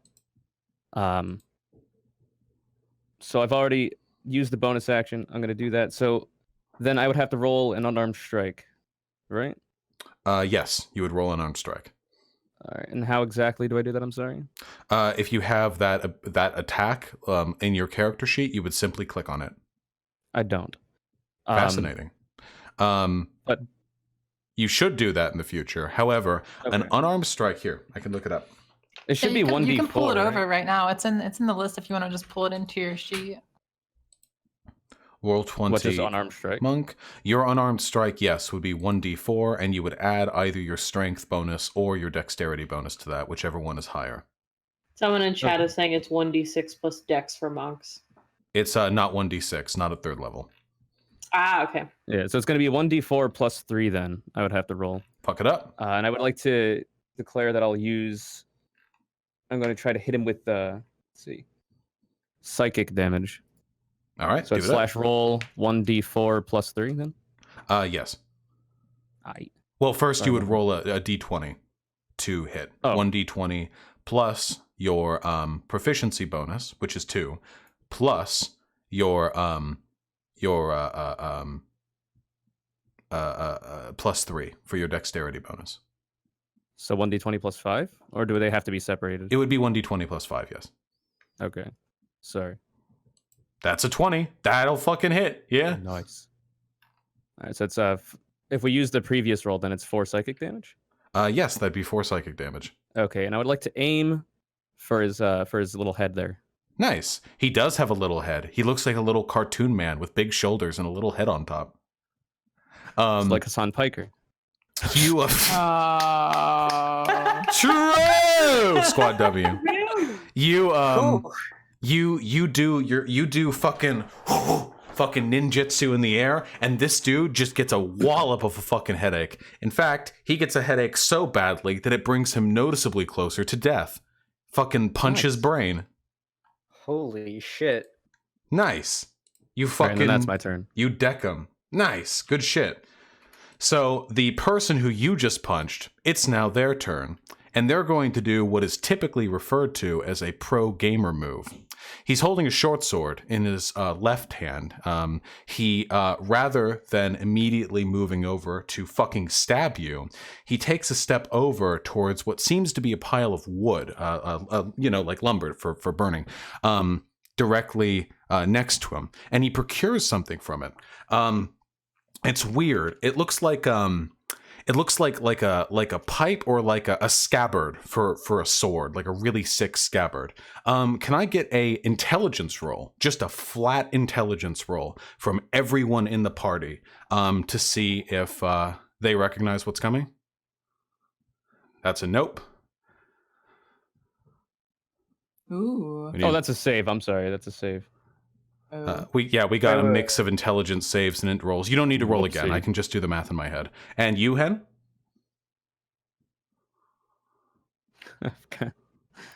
Whoops. Sorry, just straight You in. just went- Just you yeah, just an wanted to make me look intelligence roll. Stupid. Nice. Bad. So Kazooie, I've got some great news. Was good. You're a bright lad. Actually, your int is 9, so you're not. But in this instance, you're being done well What a here. dumb bird. You have a pirate background, correct? Yeah. Yeah. So you're well traveled, and the thing that is procured from that wood pile is a little bit it's strange, but you actually have some familiarity with what you're looking at, and you're able to identify it right before it's used. It's a gun. He pulls Watch out, a guys. rifle I got a gun. from the Ah. wood stack and aims it at Right, you. what the fuck is a gun? And aims it at you. Would I That's know a- what a gun is? that's No, a I'm assuming with my 3. You would not know. What is does a 12 hit you? My AC's 14. Ooh. He pulls out a rifle and he aims it at you and pulls the trigger, and a fucking thunderclap goes off in this room. The bullet nearly skirts by the ear of the brother in front of him, and a giant fucking hole appears in the wood of the wall behind you. And then... I'm sorry, go ahead. And this is the really cool part, because you've probably seen flintlock weapons before. So flintlock guns are, you literally... they are quite literally, it's flint. You load gunpowder and then put the shot in, and then you pull the and it strikes flint against steel, and it produces sparks, which allows the gunpowder to ignite. So that pro gamer move that I talked about, he does something you've never actually seen before done with a firearm. He pulls the lever back and fires it a second time. Cool. Nice. Cool. Misses again. And misses again, admittedly. 2 gunshots directly next to your head. This is a completely unknowable weapon. 2 giant holes in the wall directly behind you. He misses both shots, Xanderhal. though, perhaps due to Xanderhal, I think unfamiliarity we with should that go weapon. for that guy first. These are advanced rednecks. I agree. Xanderhal, you're up next. This is redneck level 2. Okay. Can I run over and is he too far, or do you think I can just kind of? Oh no, Like your 100%. This is like this is like just a house. You could easily clear the distance to get over there. Okay, yeah. I at first I was thinking maybe I'd be like non-lethal, but he just tried to shoot at us, so he's gonna fucking die. I attempt to hit him with my short sword. Move your character token over, but before moving to your break the character rifle. token over, Matthew grabs you by your sleeve. Wait, please don't Fucking get, please, it's my brother. He's You're not quick. fair enough. Heat of combat. starting Quick, All right. quick response. Okay, I shake him off and I walk forward towards where the man with the gun is. Gotcha. I move my token. Xander, this might not be the best idea, but That'll be fine. Okay, how do I use unarmed? Can I like punch him? Yeah, you can punch him. If your goal is to do non-lethal damage, you can declare non-lethal with any weapon you use. Okay, non-lethal, and I Yeah, don't hold attempt to back. use- All right, non-lethal, but I use my short sword here. Go for it. All right, Okay, so- that is a 12 to hit, which just barely does it, and 5 piercing damage. You run him through the fucking gut. It really, really looks like it hurts. He's quite a large man, rather rotund, so you don't manage to fully penetrate him with the weapon. But you know, there was probably an organ or two that you got through there. Okay, yeah. I mean, he can be helped. Listen, it was a non-lethal gut stab, okay? Yeah, it'll put him down for a minute. Just a kidney or something. yeah, Exactly. we can get another one of those. We have 2, right? That's fine. Yeah, I mean, like, I should probably mention to the chat right now. This is my first actual D&D campaign, by the way. So is that basically is that it, or do I get to roll again? Because I just sworn You I rolled you twice. use dual swashbuckler, wielding, right? do you not? You can go again. Yeah, okay. Fuck it, I'll roll again. I Roll should note, again. by the way, in line with the grim darkedness, there are chances for non-lethal damage to fail. Okay, so I could accidentally kill him. There is always the risk with any weapon that you use. Yeah, like I'll if you roll get a that as nat well. 20, you'll probably fucking kill him, you know? Okay, well, I rolled again, and I did 1 piercing damage, it seems. Nice. Okay, that really was 1 piercing damage, wasn't it? This was for a short sword, correct? Yes. Gotcha. And this is your offhand roll, which is why you didn't add your damage modifier to it. Mhm. Cool. All right, just making sure everything's kosher. You run him through. This is a 1 damage, so instead of really like getting him through the gut, it's more kind of like you scrape him. You give him like you. And like somewhere in that process, like you know, like you give him tetanus. Exactly, you inflict tetanus on him. Whole status effect. There will be a story arc with it later. If he survives this, he'll be recovering for ages. Xillia, you're up. All right. I think I want to move towards the person in the middle of the room. Yes, that's the one with the dagger. His turn has not come yet. Like so. and I am going to take my quarterstaff with both of my hands. I'm gonna two-hand my quarterstaff, and I'm gonna go ahead and just whack him with it. Okay, fucking do it. That is a 5. I'm afraid that does not hit. Now, normally, that would be... so, to clarify the rules that we're using here. So, flanking means that if 2 people are coming at a target from both sides, then that target, you get advantage in rolls against that, you know? However, Pig Puncher's character, Xanderhal, is attacking this target over here. So his back is turned to this person, the person who Elixia is attacking. So the flanking bonus would not apply there. And I'm sure I'll apply those rules very consistently over the course of the campaign with no deviation whatsoever. But yeah, I'm afraid you miss. How do you miss? Describe it to me. Give me that flavor. I took both of them and I went straight for the head. I wanted to knock him out, but he moved out of the way, and so I ended up just almost tripping over myself as I missed his head. Yeah, he like takes one step like to the side to avoid getting fucking sideswept by Xanderhal, and the quarterstaff just hits the ground really fucking hard, and your hands are like clattering from the vibration, because instead of colliding with soft flesh, you hit hard wood, you know? Good ass meme, I have to say. Damn it! You could use magic. You decide to try to fucking whack him with a stick. I don't want to kill him. With that, it is now Hen's turn. Hit it up. You get non-lethal magic damage. Fucking dude shot a gun. Yeah, where's the gun? Typical liberals. The rifle is still in the hands of the far back brother right here. Wait, you not He's the one. He got stabbed through the guts, right? Yes. I want to take the gun. You'll have to get close to him for that. Yeah. So move. Why are we all going? You get never mind. Are we gonna? We're trying to like hug the guy with a gun. You can go around, can't you? Nice. There we go. Why? If you could keep an eye on Matthew. Talk with your token movements. It's just hard to talk about. But yeah, so yeah, I want to try to take the gun. I will hold out my shield very in front of my face and body and try to grab the gun. Gotcha. Okay, this is going to be a strength contest. I am going to... Normally, the person holding the weapon would have advantage because they're holding the fucking weapon. It's not easy to disarm a person. However, he just got fucking run through.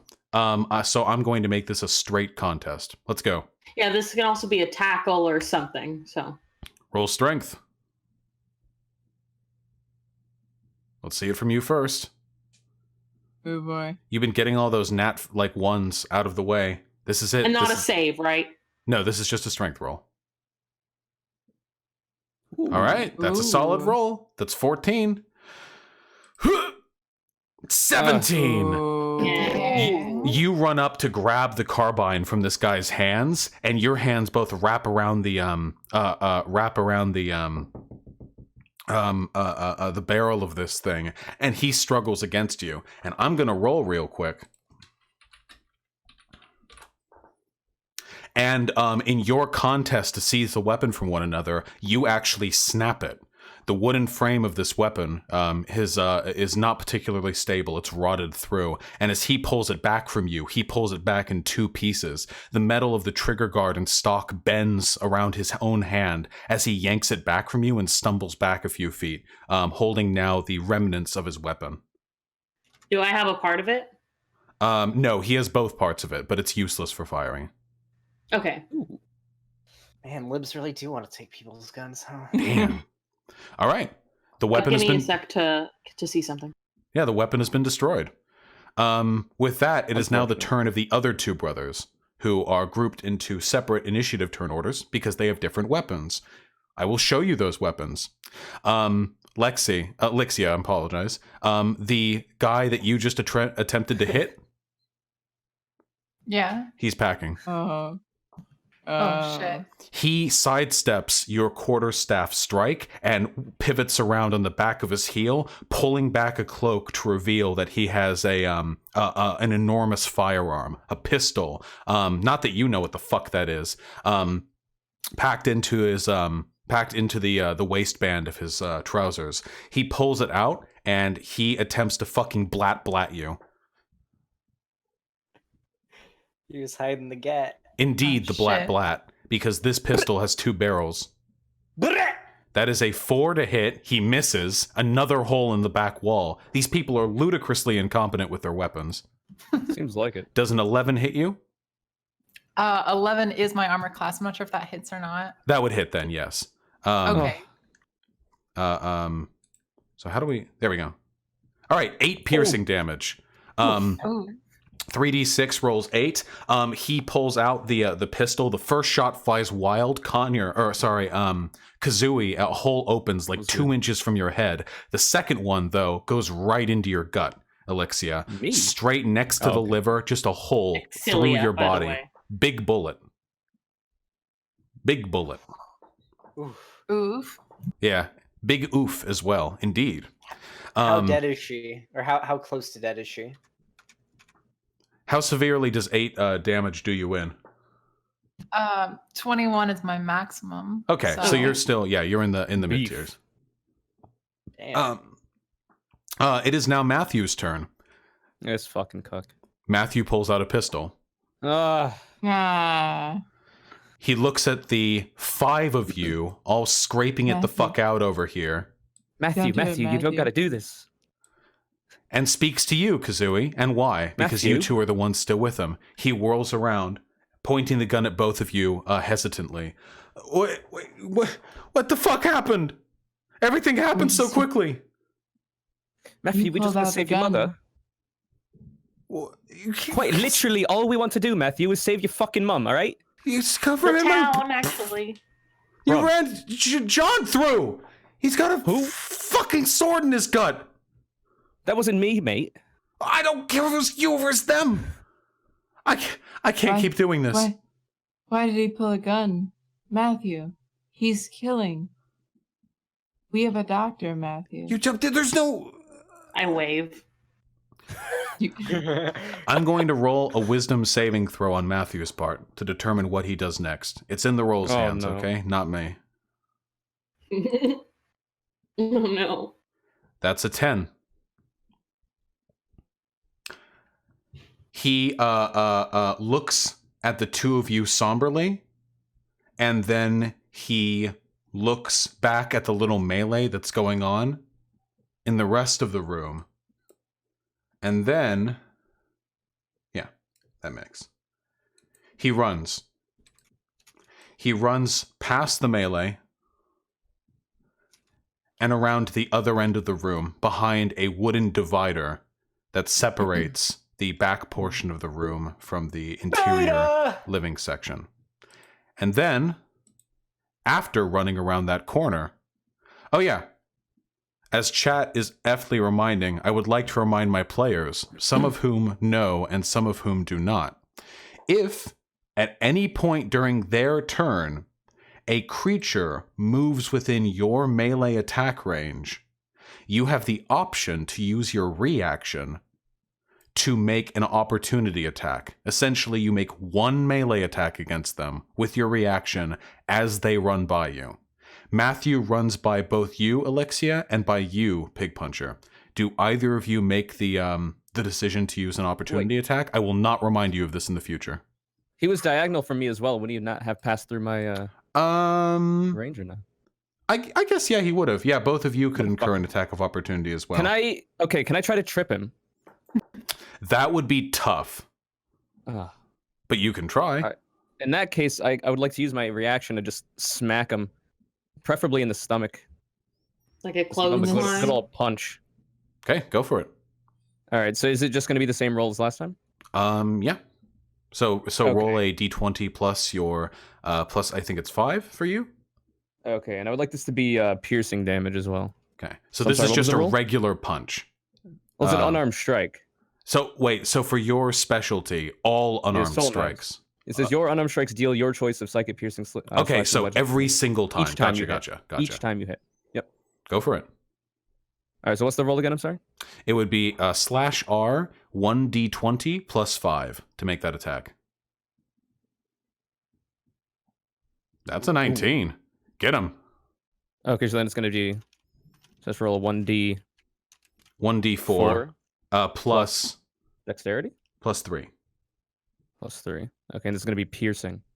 That's a piercing fucking 5 damage blow. You do your fucking Tepe Fist of the North Star fucking piercing dagger hand shit. Non-lethal, of course. He tried not shooting us, and you fucking claw him in the you fucking. He is complicit. He is complicit. You fucking dart forward and you like actually penetrate his back.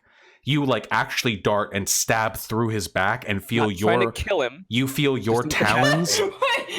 You feel your talons clink against bare shoulder bone, against your shoulder blades, and tearing your fingers through, penetrating through his back, tearing muscle, denting bone, and just generally fucking him right up. And now that I know that you have done that, I'm actually going to say that he doesn't run around, because that really fucking hurt. He's actually going to stop right here, which is when he would have exited your range of attack and therefore been hit by you, and he is going to turn around and fire. Wait. Remind him that you weren't trying to kill him. I don't know if that matters right now. It was a mistake, right? We all make mistakes in this life. Both of his shots fail. I was just trying to pack. He missed both of them. Fuck him. Okay. Both of his shots fail. His 2-shot gun. I just want to incapacitate him. Okay? 5 holes behind your head now. 5 holes, Kazooie. You have a fucking block of Swiss cheese set into the wall directly behind you. It's quite a lovely picture, really. It is perforated. It is a colander. It is a cheese grater. There's like light pouring in through the fucking... It's like another window. Anyway, Matthew fires 2 shots at you and then drops the gun at your feet and then runs, because you can do that. You can move after having made your attack. Can I pick up the gun? Do I have to wait until my That'll turn? have to be on your turn, and it would take an action. Yeah. But that pistol is undamaged. Okay. That is Matthew's turn, and that is John's turn as well. White, it is now your turn. Mispronouncing my name. Why? Sorry, why? Thank you. Why? I'm going to do something extremely strategic and cast aid on everybody but Kazooie. Not Pepe because laugh. I dislike Kazooie, but because I can only cast on 3 people, and yeah, they just keep missing you, fam. Just don't move. You're doing good. Your spell bolsters your allies with toughness and resolve. Choose up to 3 creatures within range. Each target's hit point maximum and current HP increase by 5 for the duration. At higher levels, blah, blah, blah. We're not there yet. Nice. Everyone except Kazooie gets 5 additional current and maximum HP. Kazooie ain't getting hit. I'm just fucking dealing blows, dude. That's what I do. Do you intend on moving? Oh, wait. No, it's White's turn. Gotcha. Okay, then we're back up to the beginning of the turn order. Kazooie, you're back up. Really? Interesting. Okay, so I assume how close is this gun to me? It's within 5 feet of you. So, like, which square? It would be this square. Okay. All right, I would like to move on top of that square then. Gotcha. Defending. Okay. Defend the pistol. Okay, so I've got no idea what the fuck Matthew's on about, but Okay, so Xelia is in trouble right now a bit. So here's a question: if I am to again do the same attack I did last time from this position, but Xelia is in the way, would I be able to get around that, or seeing as how you're like psychically attacking with your fists, I'm going to say that you can pretty reasonably avoid like friendly fire in this respect. It's not like you're shooting an arrow. If I roll badly, you'd probably be like, "Oh, listen, if you roll a nat fail, then I'll do whatever the fuck I like." But you just it's a 1 in 20 chance. What are the odds? All right, so as a bonus action, I'm gonna do the same shit again. So it's 1 gonna and be 20. And so that's the guy in front of Exilia. Right, yes. It's going to be non-lethal psychic damage, of course. That is going to hit That'll with 14. probably hit. Sorry, one sec. There you go. Okay, that is a hefty fucking hit. It's 6 damage. Okay, you fucking wallop this person. You fucking psychic wallop this person. They reel backwards from the not literal impact, but it certainly fucking hurts. Blood begins to pour from their ears and nose, and looking at them, you can almost hear that deafening whine of like a flash grenade going off, resonating in their own skull. Yeah, I've played Call of Duty. Yeah, exactly. He got flashed. His brain is melting. It really fucking sucks. It's okay, though, because he's white. So I've used a bonus action and my action. So I can't pick up this gun, is what you're telling me? Somebody in chat has said that picking up objects is an item interaction. You get 1 free item interaction per turn. I think I actually remember reading that at some point, and that makes intuitive sense to me. Okay. So I'm okay making that a rule from this point forward. Each turn, you can interact with an item. Now, that's not like using an item, like firing a gun or anything, but like picking something up or knocking something off the I'll counter. pick up the pistol then. Yeah. With my dominant hand. Okay. Would you like me to give it a brief description? Sure. I would like to look it over, and I'll press F to inspect. It is so without doing a full inspection, because you're in a battle, it is a heavy weapon. You have seen flintlock pistols before. Typically, a flintlock pistol is a curved handle, then a trigger guard with a trigger inside it, of course, and there is a latch on the top of the gun that you pull back. When you pull it back, it catches, and when you pull the trigger, the latch fires forward, and flint smacks against steel, thus creating a spark which ignites gunpowder. This gun is nothing like that. It is very dissimilar.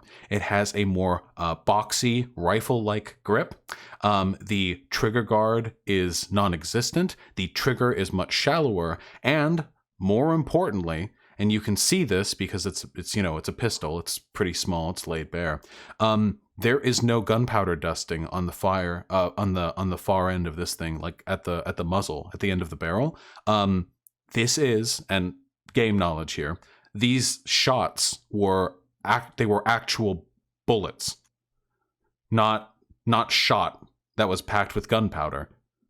This thing that you are holding in your hand is about a century ahead, speaking metagame-esque, but for the purposes of description, about a century ahead of what is presently available anywhere outside of anywhere, period. Okay. Wait, so would I be able to fire it again? Let's say if I wanted to, the next time I had It is a opportunity dual shot pistol, so presently it is unloaded. Okay, so it can only hold 2 shots, is what you're telling me. Yes. There are At 2 any time? separate barrels that have separate bullets Okay. packed in them. All right, no problem. That's my turn then. Like those big shotguns that you see with farmers where they like break the thing open and they put the 2 shells in the back and then Hell it's yeah, basically brother. that but in a pistol. To clarify for everyone, this is about, in terms of general technological development, we're in approximately the early to mid Renaissance period. So firearms would exist for like cannons have been around for a really long time, for example. However, things like artillery are a little while away, and most guns are flintlock, which means they take like fucking a full minute to reload, and they're mostly used by sailors or other people who can crack shots and then hide to take a while to reload. They haven't really been introduced. Of course. Yeah. They haven't really been introduced for civilian use, like, at all. And just to clarify. With that, it is now the turn of the person who had a rifle and then had that rifle fucking broken by Hen. They have a short sword. They're going to make a shot at you, Hen. Come at me. That's a crit. Whoa. You know what? Maybe don't actually. I'm okay. Actually. Don't forget about your hips bonus. Okay, so that is actually pretty low rolls. You take 6 slashing damage as this dude fucking rears back and hits you right in the collarbone, but doesn't deliver it with much strength on account of the sword in his gut. Hey, Matthew, are you all right over there? 6 I call damage out. crit. 6 damage crit. There was no response from the back room. Okay. Xanderhal, you're up. After witnessing this guy attempt to kill my party member, I decide I'm done with trying to be non-lethal. I feel it's gone too far already, and I lethally attempt to boy. attack the brother who had the gun that was broken with my short sword, and I swing it at him. Squad So, fucking W. That's what I'm talking about. These double standards where they can try and kill you and you can't try and kill them. A 21 hits Exactly. very cleanly and a 6 piercing does it. You rear with this sword after this person hits Hen in the collarbone, that bunched up pile of cloth that you assume soft flesh and nerve tissue lies beneath. You rear back and you fucking decapitate this guy. John, you just rear back with your sword. He has just a flash to turn towards you. Fear and shock in his eyes before your short sword swings through the air, cleaving his neck straight through. You even leave an indent, scarring the wooden divider that he is backed up against. His head hits the floor heavily. His blood is dark red, and there are bits of flashes of yellow mixed within. His large body slumps onto its knees and then collapses onto the pile of wooden boards. Squad W. If just so you know, if you had specified non-lethal, I would have described all of that the exact same way and then ended it with, but he's okay. he's just kind of he's in He's a cooling. unstable state. He's dealing with it. So I get a second attack with my short sword, but can it, if they're within range, can I do it on a different target? Yes, you can. Okay, then I turn around. That's still within rules, right? Yeah, absolutely. I turn around and I attempt to do the same to the other brother behind me, or brother, I assume they're brothers, I don't know. The other guy behind me with my second short sword. Go for it. They look similar. Yeah. Yeah. In this instance, you actually have advantage because you are flanking this person. However, even with advantage, I'm afraid you do not get that hit. An 11 does not beat their armor class. Your sword is a swing and a miss. Damn. Squad All right, W. I guess that's all I get to do. Gotcha. Zilia, it's your turn. I after missing as I have and taking a shot to the gut as I'm bleeding all over myself, I pull out a small dagger and I attempt to stab the person I initially tried to attack. Ooh. Dang. Well, thankfully for you, you're flanking. That is not, in fact, a critical fail of a 3, but a successful hit of a 13. You can roll damage by clicking on the word dagger down here. If damage doesn't auto-roll, you can just click on it. There you go. That's 3 piercing damage. You're getting him from the back. Now tell me, are you going for the spine? Are you going for like the shoulder? Are you like going for a cheek? What's the lowdown on this stab? It's definitely towards the shoulder. I want to get right high in the back. Gotcha. You hit it from the back, and you bury that dagger right in between the shoulder blades. Hoo boy, that sure does fucking hurt. This brother is now critically injured, as real quick, evidenced by his appearance. Yes. Real quick, the other brother, that is between Hen and Xander. I'm Yeah, sorry, let is he me delete incapacitated that. right now? Oh, no, he's a He's little gone. incapacitated. I'd say he's a just little dead. out of it. Okay, just need to know. Yeah. Nice clear my I cleaved his fucking head off. He's done. With that, Hen, you are up. Well, cool. I was about to. Matthew, I'd keep calling out. I am gonna Deliberate duck, silence. I'm gonna run behind the wall. Really? Yeah, that was my plan from the beginning. I'm glad I didn't have to disengage. Okay. You run around, move yourself here, I assume.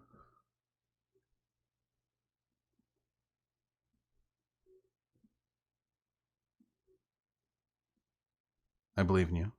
I could do it, but I will not spare you your suffering. Here, you're actually going to make it here before you are stopped. Uh-oh. Right after you round the corner. Matthew is, well, you can now see past the divider. There's a corpse of a woman sitting in a bed of straw with a blanket covering it. She has, in every way, shape, and form, seeped into that blanket. She's not even bleeding, but her body is still scarred with blisters. There's gray racked across. She is dead as dead can be. And Matthew is actually not here. He's here. Next to the bed. Next to the Oh, I corpse. felt like he left the building. And Matthew has a pistol in his hand. Another. And I Matthew figured. is pointing it at the underside of his own jaw. Of course. Oh. I'll give you No. a short time to talk, Hen, if you would like. Let him do it. Whoa. Matthew, this isn't necessary. Can you? What is going on? John's dead! I heard John yes, die! I'm sorry. Yes, I'm sorry. That was not the plan. What was the plan? To help? I still would like to help. You've done a good fucking job so far. I have not done anything except break a gun. I am not here to hurt you. To be completely honest, with these guys' experience shooting, I'm pretty sure even if he had the barrel of the gun right up to his head, He'd he pulled the fucking trigger, miss. he'd somehow miss. He'd open up the gun- roof. They'd fucking take on rain. He nat ones and hits his mom. He refuses to answer. He's done talking. His gun is Okay, pointed well, it's still directly. my turn. Can Yes, I no, lunge? it is. I'm only saying he is done talking. The gun is pointed up at the underside of his own jaw. Let me double check my spell.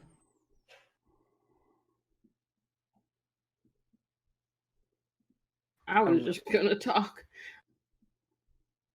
I really want him to shoot and miss. It would just be amazing. You say that, then he's gonna hit. No, let's just say the gun jams.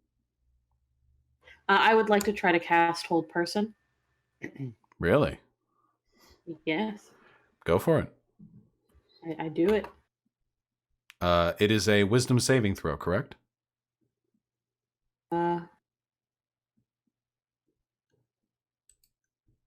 Yeah, wisdom saving throw or be paralyzed. Choose a humanoid that you can see within range. The target must succeed in a wisdom saving throw or be paralyzed for up to 1 minute. At the end of each of its turns, the target can make another wisdom saving throw. On a success, that spell ends. Paralyzed person can't fire a gun. Let's see how it plays out. Yeah, it's either that or a tackle. I think that might be better. But yeah. That's a 12. What is your spell save DC? Oh no, my spell save. It's 11. Would he be able to wait? Is there like any kind of physical signifier that she's trying to do this to him, or like would he be able to know? Actually, that's an excellent question, Conyer. Hold person. Yes, it requires a verbal component as well. The question is, how much does he know about magic? Let's roll to find out, because that is These are relevant. country bumpkins. I mean, you can convince, like, preventing him from committing suicide, I don't think would, for lack of a better word, trigger him more. I mean, you try to talk him down afterward, right? Yeah. Oh, my plan was pivotal- to take the gun, but yeah. Yeah. Unfortunately- the big deal right now is to Yeah. stop it from happening. Unfortunately, Ew. he knows not only that you tried to Jesus. cast a spell, but generally speaking, what you were trying to do. Damn, He's a these fucking fucking genius. hillbillies are smart. Jesus. That concludes your turn. Wait. Unless you want to move or have a bonus action. Is there anything else I could do to try and get it at this point? You've used your remind action. him about his so- mother. True. Well, I mean, Losh maybe- said he's done talking. Well, you can talk if you want. Okay, well then I'll keep trying to talk. I'll give you, just because we're on 6-second segments. I know, more or I'm less. aware. Yeah, a few more sentences. I will say, Matthew, I'm sorry about this. If you stay alive, there might be a chance that you can help us. You can tell us about the plague. You can help me. You can tell us what happened to your mother before she died. We want to save the town. It might be too late for her, but if you stay alive, you may be able to help more boys like you. All right. And I'll walk up to him. Do I still have that movement? Yeah, I do. I'll walk up to him with like my hands in front of me. Threatening. Gotcha. That's not threatening. All right. That is the conclusion of your turn. And it is now Matthew's turn. Matthew is going to make one more wisdom saving throw. And then that'll be that. Matthew. I don't. Are you cheering for or against? That's not Ooh. going to do it.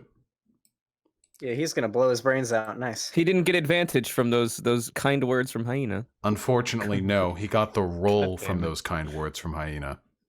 Matthew pulls the trigger. There's no chance of him missing at that range. I don't suppose spare the dying would help. No, that just keeps corpses Yeah. from rotting. A bullet the width of a human thumb in a... Well, that's not true. Spare... Can I... You can't cast Spare the Dying right now. Yeah, but I'm just saying it just keeps people at 0 HP. So yeah, if he's already fucking dead.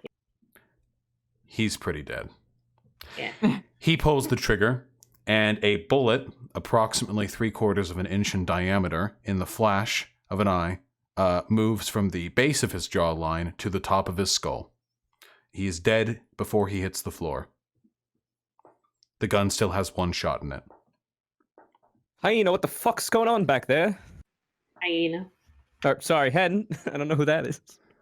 The other one makes a dagger. Are we out of combat now? Nope, there's still one There's more one dude brother. Okay. The last one makes a dagger attack at you, Xanderhal. We should try to keep this one. Oh, no. What would I roll to determine whether or not he hits? Or do I not roll at all? You don't roll at all, he rolls. Okay. And a Okay. 10 probably does not hit you. Yeah, my armor is 15. Yeah, that does not hit you. He misses with the dagger attack. Why? Nice. It's now your turn. I just skip, scoot, and skedaddle. Yeah. Cool. And I heal my boy, Which boy do you heal? Xander. I'm So fine. I don't want to kill. Well, I don't want to kill him, and I don't want to do nothing. Exilia's hurt, isn't she not? Xander hasn't taken damage, I don't think. Oh, Yeah. Okay. Exilia. Yeah, I'm not too hurt. I have 18 out of my previous 21. Well, I have a point long maximum, sword. What but- the fuck am I gonna do? I'm Cleave not the like the dude in rest of half? you, where like I'm gonna swing it at him and not try to kill him and fucking chop his head off. Xander knows that the pirate's life is a very uncertain one, all right? Sometimes You can have jump at claws. conclusions. And I used What you them- think? and What you think they're gonna do? I inspected, okay, his innards, all right? That's it. I'm not healing anybody. I end my turn. You gently place Matthew's debrained body into bed. Good chat. Nicely done. I say in character, Mm-hmm. why cleave this man in half? Oh, okay. I try to tackle him. Okay, go for it. This is essentially an attempt to grapple. Go for it. Would that be a strength? That would be yeah. Just make it a strength, a strength check. That is an 18. That's pretty fucking good. Let's see what he gets. I'm actually going to give him disadvantage on this because he's flanked now by 3 people and has taken heavy injuries. Oh. Holy shit! Even with disadvantage, he was only 1 point away from losing it. This fucking mountain of a man turns to your tackle and fucking resists just barely. You bring him down, knocking him on his ass, tackling. And with that, with his grapple, He drops the dagger, and combat is left. You knock him down. His back hits the dresser behind him. He fucking slams against that. He's bleeding rather hard, but rules of the game. He's not going to bleed out. He is, at least for now, alive. He's also tearing up rather severely. He looks up at you, and says nothing, but his facial expression carries with it all of the gravitas and severity you would expect from somebody who went from losing their mother one day to losing their 2 brothers the next. You'll save so many. I say, you shouldn't have tried to attack us, you damn fool. He says And nothing. before, like, Xander walks up and I'm gonna- stabs him anyway. Actually, you know what? That might be a good idea. No! I would Listen, I'm restrict. drow. I'm a drow, you know. I may not be evil, but hey, all right. I'm just memeing. I would like to go take the gun from Matthew's body and then inspect them. Gotcha. Kazooie, Was good. have you been holding on to that weapon this time? Yep. Interesting news. Remember how I described it to you? Mm-hmm. The components of the gun are no longer in the state that they were when you first picked up that weapon. The wood has rotted to the point that there are cracks forming across the handle, and the gun barrel has rusted to the extent that it is actually warping. I would like to place the gun on the ground or on the table. You do so. Yeah, how's the gun I grab look then? As you watch it, it is deteriorating. Ah. Can you save the inanimate gun? I don't have mending, so probably not. Or... I Quite look convenient, over. really. I look over at the weirdly quickly decaying firearms in my party member's hands, and I say, "What the hell is this sorcery?" And then what can I Uh, inspect of the wait. corpses? Wait. Should we do nothing for the dude bleeding out here? You can heal him. You can eat shit and Okay, die. well, fucking I heal him. Roll, Okay, I would roll like for Cure Wounds. Well, hold on. Let's settle Cure I'd Wounds like to first. tie him up with some rope first. Yeah, probably. Yeah, That's possible. yeah. This is this looks like this house was for logging, so there are materials in here for that. You could tie him up without much resistance. He's not putting up a fight. Epic. Yeah. Roll for Cure Wounds. Pardon, and real what's a quickly- spellcasting modifier. Go ahead. Your spellcasting modifier would be your proficiency bonus plus the bonus of whatever stat you use to cast the spell. You're a paladin, so charisma. So your spellcasting modifier would be 4 in total. Oh, Oh no, 2. I'm sorry, 2. It doesn't count proficiency. I'm Okay. bad. I'm a shitter. Don't listen to me. Okay, you heal him for 5. That's actually pretty substantial. You touch him, and healing magic courses across his body. What were the injuries done to him again? He was stabbed in the back, but before that, what happened? Punched. He was psychic punched by Kazooie. Yeah, brain melt. Yeah, his you see the blood around his ears dries, and you can hear as the brain inside the skull reforms itself like a Jenga house, collapsing in reverse. It reinflates. Yeah, it the reinflates. tone shifted. You kind of hear. And with that horrible mental damage removed, he says, Gods, what have you done? What have you done to my boys? Real We're quickly, I'd trying like to walk. save them. I'd like to walk over to the door and see if the commotion has brought any attention our way. That's actually Yeah, there are a lot of gunshots. an excellent question. Roll perception. Just peek my little head out the door, not open it all the way. Yeah, roll I feel perception. like the town would be on our Perception. side, though. That's Hey, a crit. I've got the eyes of a hawk. There is nobody watching. I'd love to give Okay. you more interesting response than that, but there is nobody out there. That's about all I needed to know. Let me know when I can roll to look at the corpse and Now you can, yeah, loot go for it. and stuff. The corpse of Matthew. So what do I do? Matthew and then the mother. Actually, I would like to look at the mother first, and then Matthew. Sure. You can roll investigation or medicine, depending on what you would prefer, and I'll give you answers corresponding to which you choose. In which part What's of the Matthew? difference? Well, investigation would be more a general thing, whereas medicine would be specifically understanding the extent of the plague and how she died. Oh, I mean, I'll be doing medicine. Okay, roll medicine. Nice, that's a solid 18. She died from the plague. So you're a doctor. I can give you a general breakdown. This disease. I'm not a doctor, but that's okay. You're doctor-like. You wear a doctor's mask. This disease doesn't correspond to the symptom. Excuse me. To the symptoms of any other existing ailment that you are familiar with. The decaying of the skin obviously began well before this woman died. The injury to her body is grievous, though there are no marks of actual injury on her person, no attack wounds or anything of the sort. What's more, you are able to see through some portions of her skin. She is naked, for the most part. Most of the clothing atop her has been sort of pulled apart and used as bandages for the less composed portions of her body.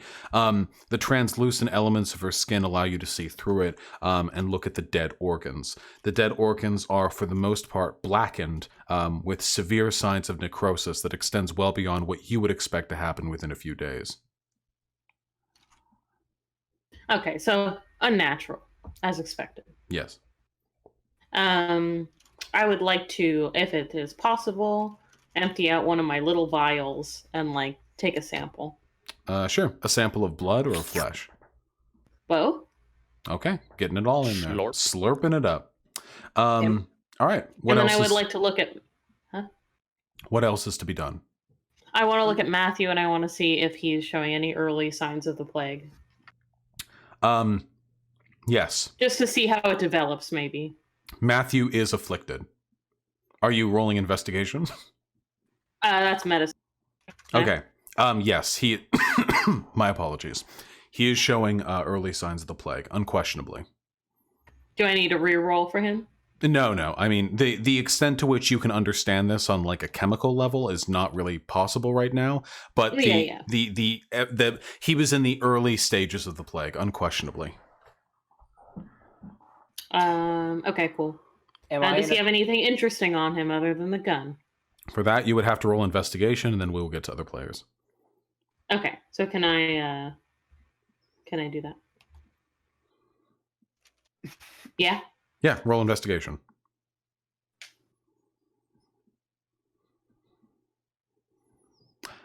There is nothing significant on his person, no weapon or no weapon accessory, save for the holster he had the first pistol he dropped in, the one that rotted to pieces in Kazui's hands. There is a note on him. It's in one of the interior pockets of his coat. The note reads, in almost incomprehensibly fancy pants writing, done with an inkwell pen, like the feather pens. Mm-hmm. It writes, "You will hear the sound of drums today." Cool. I'll keep that. Oh, I'll bring that to the party, but yeah. All right. I begin walking over as they're doing their stuff. Is there anything else to be done in this place? Just a thorough inspection of the area. I asked the person his name. Oh.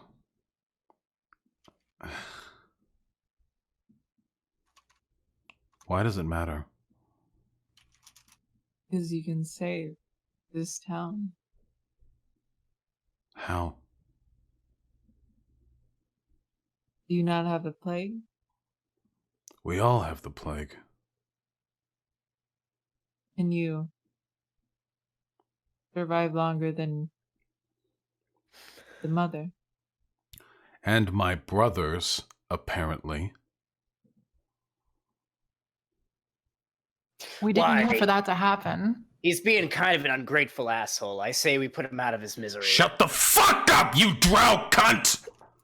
All right, he did a racism. Can I attempt to attack him? You can do whatever I you will. want. I'll I tackle can- I you would if you be try to fine. attack him. He's bound right now. He's no threat. He- I'm sorry. he- He's bound right now. Xander, please control yourself. He did a racism. Friend. Can I non-lethally? He killed his brother. not- Please understand. You can He do did a what, racism. you can do whatever you want, Xanderhal. I would never stop you. I non-lethally backhand him. All right, with I, my hand. Can, I can I lethally like backhand him. can I grab his arm to prevent him from doing that? Yes, you can attempt. I attempt to non-lethally backhand him. And Are we doing scream, strength rolls right now? That'd be dexterity. You can make a dexterity check, and Xanderhal, you can make an unarmed attack roll, and whoever comes out higher gets that. That's a 15. Make your Okay. attack roll. PvP. Where would my would that just be? Where's my non-lethal or You where's my don't have proficiency in unarmed strikes, I don't think. So for you, it would just be 1d20 plus 4, because your dex modifier is plus 4. what would You're always would I- proficient with unarmed attacks? Is that true? I'm gonna be honest. I don't know how I roll this. That's Here, our- Here, should I I'll just do roll it? it. Here, I'll show you. Look, it's a Okay, learning exercise. So Okay. all you would do if you want to do a manual roll is /R space, and then you want 1d20 plus 6, and it's plus 6 because you have 2 for your proficiency modifier and 4 for your dexterity modifier. So I would just roll that right now. And I just rolled that for make, you, We'll Oh, no, thank make him roll it. but Okay. you should roll it. Yeah. That's a hefty roll, a 24. I'm terribly sorry, Huai, but you can't stop that. You backhand the shit out of the bound man whose family you just murdered. What And an I scream. asshole. I should clarify. I scream. Shut the fuck up, you racist cunt! We need the We only asterisk your torture. Just for clarity's sake, Xander only murdered one of them. The other guy committed suicide. Relax. I did. However, he is racist, and so he does get the backhand. He's sobbing and no longer seems interested in talking. Interesting how that works, really. Can I want to cast detect magic in this room. Go for it.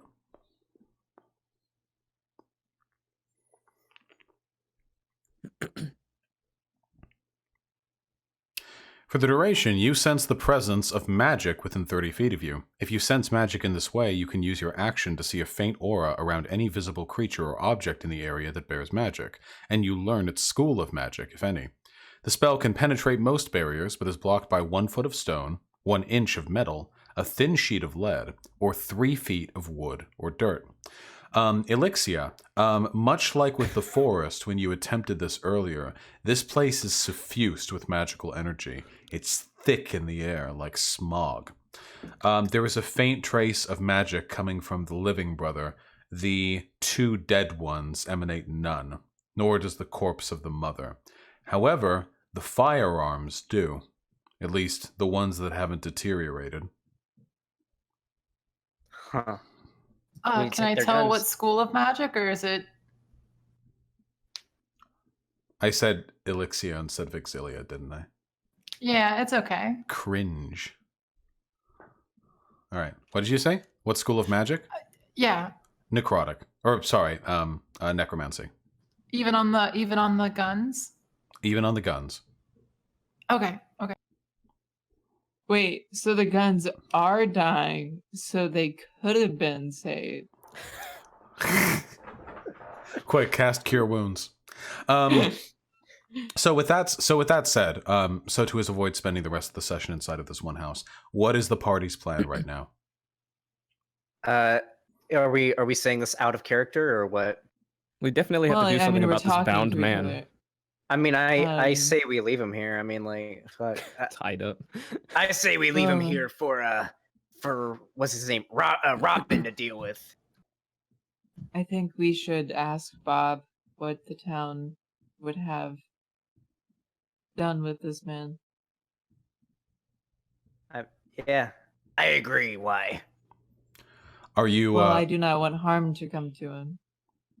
Do you then make the decision to leave this place and return to Robert, who's just down the road? I would prefer at least one of us stay here, so I'll stay here if they want to. Have Because the I guns mean- fully decayed? Has Well, I what feel fully like somebody's decayed? going to come in and kill him, but, you know.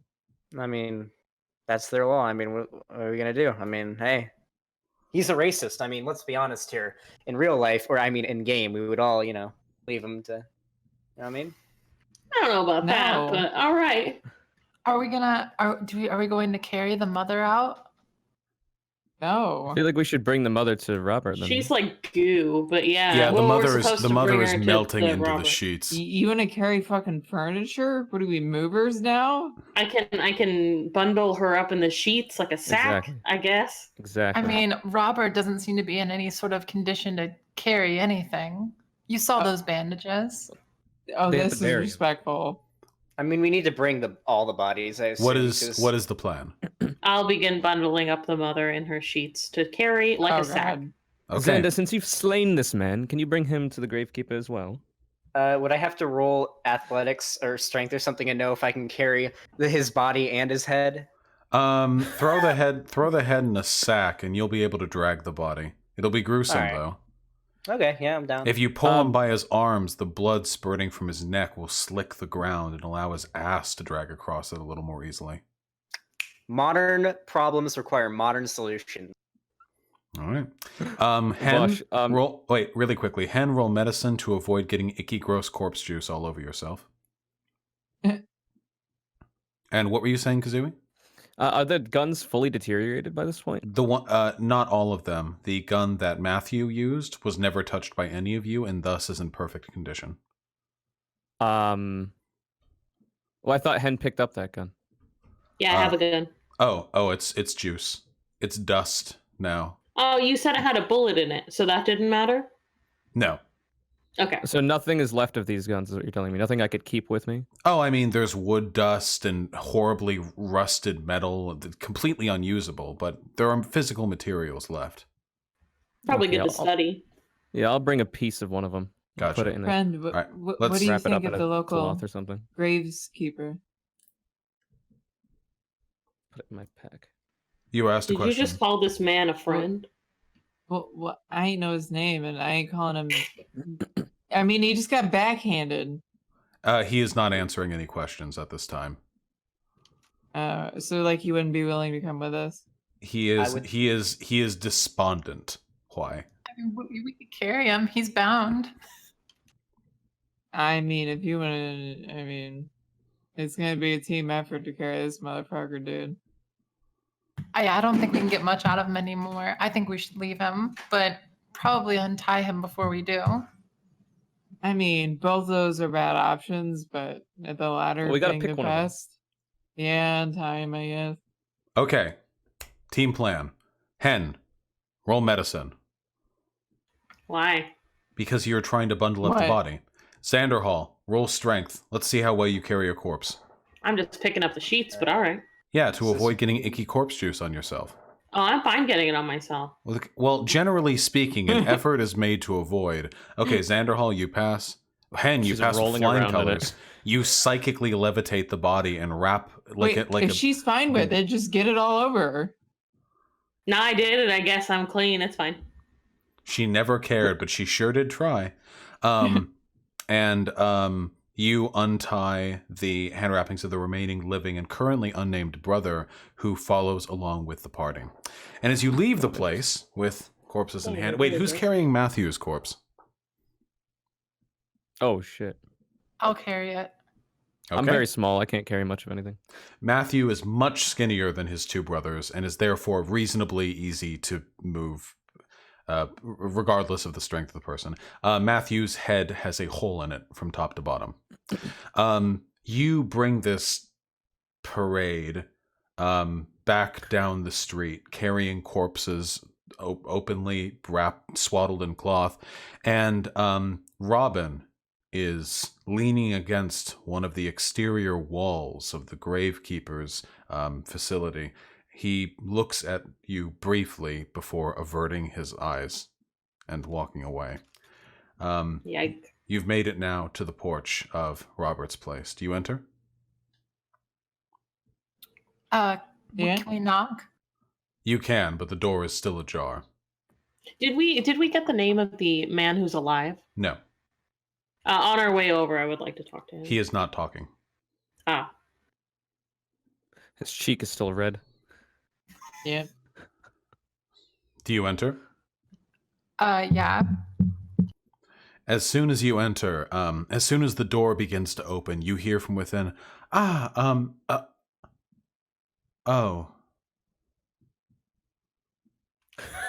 I suppose diplomacy didn't work out. well, we No, they- certainly They tried. had guns. I didn't. They were all a bunch of racist assholes anyway. There were 5 holes behind my head. You're a Robert, graveskeeper. Is this not what you want? in spite of the fact that he's speaking to you, looks substantially more dead than the woman who was swaddled in cloth did, like a walking corpse. He responds, he says, I don't want to see this town hurried to its grave any faster than it needs to be. I just need to make sure the rites are conducted properly. Yes. This was not a. And it seems I'll be up plan later then. conducting rites than I expected. Here, let me see to it. Is the one swaddled in cloth the mother? I'll nod and hand him the cloth. He isn't coming forward. He's nowhere near strong enough to hold that. Oh, I'll nod and carry it forward then. Gotcha. Could you I'm hanging please out by the door. Could you please set them there, all of them, there on the far side of the room? He points towards something that looks like like it was once a bed, but is now so caked with scabbed over blood and discarded bandages that it looks more like a seeping, rotting abscess of the earth itself. Damn. Cool. Do you place the corpses there? I mean, yeah, that's what he asked. All right. I mean, you can defy requests, so I need the clarification. I don't need this body. He says, and that's Matthew, and that's John, and the one with you. Don't say Luke. I don't know his name. Bernie. No, his name is Bernie. No. Bernie, well known in our village as the least racist man. He pioneered civil shut rights in our community. Wait, you're more upset over Bernie over literally Jesus Christ? Wait, what? A If it was- pioneer of civil rights responsible for breaking down social barriers between elves and dwarves Shut up. and all the other races alike in our place. I'm glad you were Excellent able to keep work, him Xander. alive. His virtue is unquestionable. I'm sorry things Aye. went this poorly. He seems to be quite progressive, in fact, Indeed. despite being a man. I'm glad we all Super got the- racist. I'm glad we all got the same impression of him. Wait, I'm Yeah. sorry. So this person you just described is the one that's still alive? Yes. That called Xander a drow? Fuck. Okay. Okay. Everyone, even the non-racists hate Drow. I mean, Um, like, I did murder his family, you know, he had to bust. It's like those guys who are like, I'm not racist, but if a black person, if I really need to get under a black person's skin, yeah, I'll call them the N-word. Soon as Those you kind heard of that people. his name was Bernie. Those Okay, kind of here people. we No, go. no, no, no. No, but that's what the impression I'm getting here, because he was known for not being racist. But once a drow does something negative to him, then he busts out the gamer words. Do Robert continues, and he says, "This, the sun's going to be setting soon. We need to conduct the rites quickly, at least for these two." And he gestures at John and Matthew. At least for these two, we can be sure they're committed to the earth in time. Would you like to accompany me? May I suggest that rather than bury them, we burn them? It may be faster and more cleanly. I appreciate the earnestness with which you suggest we approach our village's traditions, but no. I know what these would have wanted in life. They will be committed unto the earth. I will not have ghasts and poltergeists wandering this place. I will not have it. We have a I grave understand.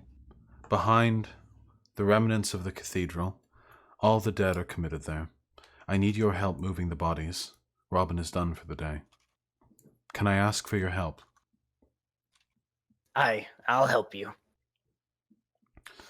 To move ahead slightly. Oh, wait, hun. Yes? Oh, it just seems like WhiteNervosa and I both have to like use the restroom. Could we take like a? We'll stay. Why didn't you use the watch pee-pee while alarm? they. What? The pee-pee alarm that I specifically built into the program that we're all using to talk. The pee-pee alarm. I could Yeah. also use the PP alarm I as well. was never like informed. Okay. 5-minute break. Then we can do the rights. Yes, then we can do the rights and move forward. 5-minute breaks, folks. Then we'll continue. When was this a thing? I actually would like to hear of the PP alarm. Go for I it. would like a PP alarm. Get! Wait, how do I? In Pee. 5 minutes. Expel! Get out! Go! Pee! 300 seconds! We're down to like 280. Go! Get! Everybody's Right. Okay, everyone's back, right? Yeah. Lovely. Yes. boy. There we go. You travel with Robert. Back. Ooh, kitty. You travel with Robert back. Now, again, it's not a long walk. I mean, you're literally contained within a village. And just at that, at the very easternmost part of the village. But you head with Robert.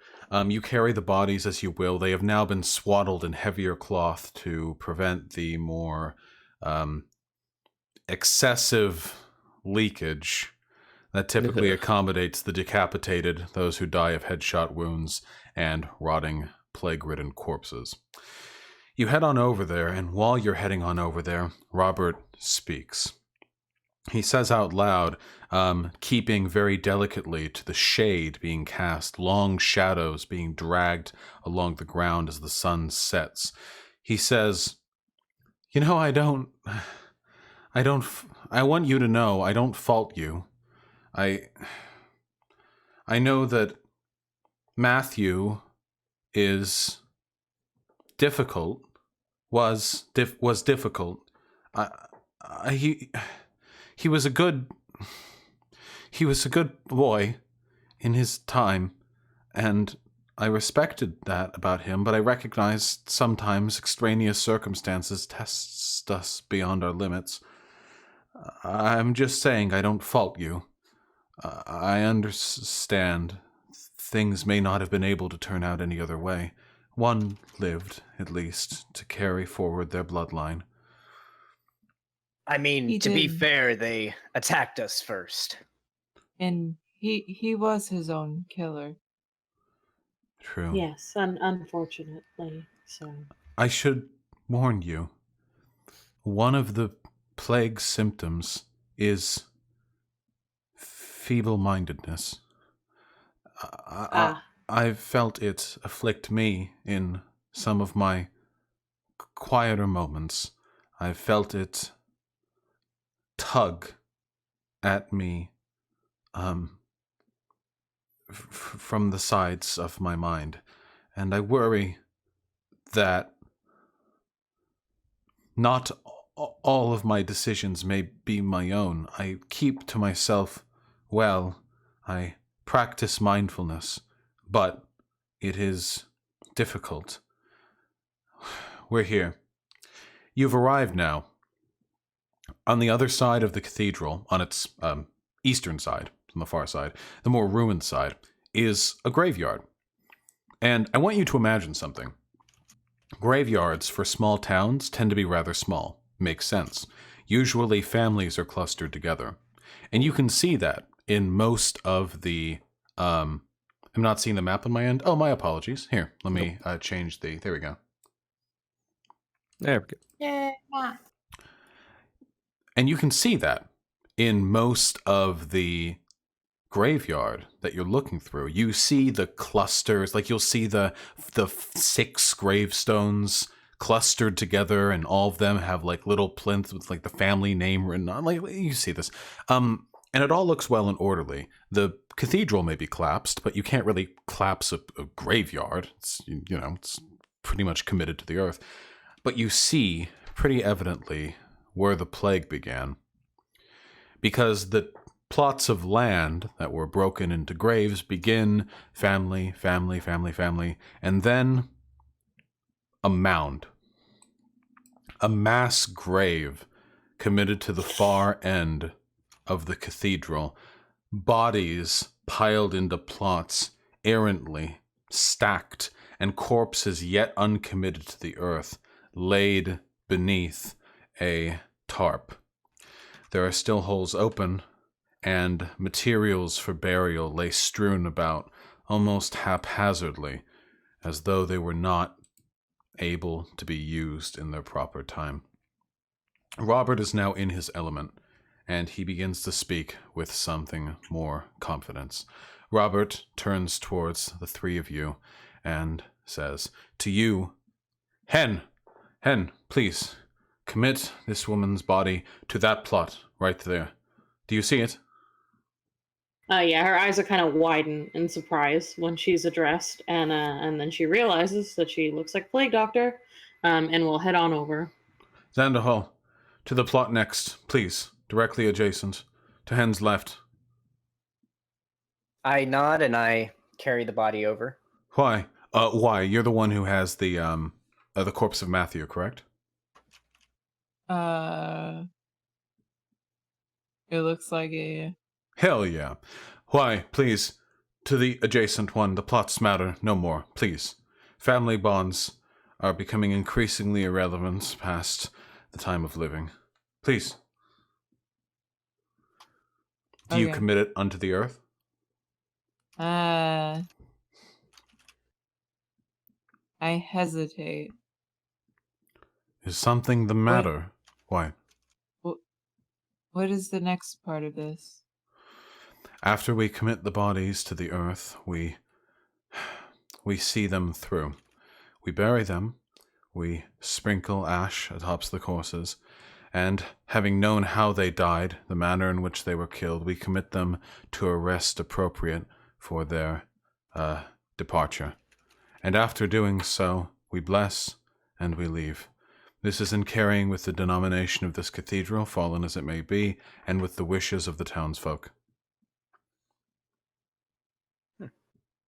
All right. And then I put him in the... All right. The ceremony that follows is curt. Usually, funeral ceremonies take a while because all of those who knew the dead are present to speak and give their piece. And there are ministers to carry out rites and rituals. Neither of those things are here today. The three corpses are interred quietly, privately, and solemnly. The mother is laid to rest first. She is buried. The words are said. Her corpse is cast unto the earth. He waves his hand. He spatters the ash. He dabs the water. And he's done. And as he continues onward to doing this to John, continuing to depart with his corpse, he says the words and such, but you're no longer really paying attention because there is something infinitely more interesting happening. You see, all of this is taking place in the shadow of the fallen cathedral. You're all in its shadow. It's quite tall, even in its ruined state. And because it's so dark here, partly because it's overcast, partly because you're in a shadow, and partly because of the general malaise of this town, it takes you a moment. Your eyes have to adjust, but you see it. In fact, all of you see it at the same time, like a mirage. It's only there for a moment, but it's clear as day in that moment. A skeleton, bipedal, with long arms and a wolf's skull, leaning against the ruins of the cathedral, its arms crossed, looking at the six of you. It's there only for a moment, like a flash of light, dancing across water being cast through the air. But all of you see it at the same time. It's clear as day. Nothing is left there after that flash, after that moment. The bodies are interred to earth. Robert finishes his rites. And after he finishes, he turns towards the five of you, quite clearly winded, and says, "All right. That's today's work. Hopefully it's just one tomorrow. Listen to me. Please, please listen to me. Virtue is scarce in times of crisis. People grow maddened and fearful and irrational. Even more so now with the plague. Please, this must be carried out, even if everything else fails. Even if this entire town is interred to dust. Even if every last one of us boils over with the plague and our blood burns in our veins like acid. The dead must be kept from the living. That is all I need, even if it costs all of us, even if we're not able to do anything else. This is the only grace I can offer this town, a fair rest. Maybe that's all we're going to get after all of this. It's small consolation to you, I'm sure, but to me and to many of the others here, the knowledge that our bodies will be taken care of after their pass is all we have. If I am to be the last one here, I ask that you stay here long enough to see that my corpse is buried alongside my compatriots." And he pauses for a moment,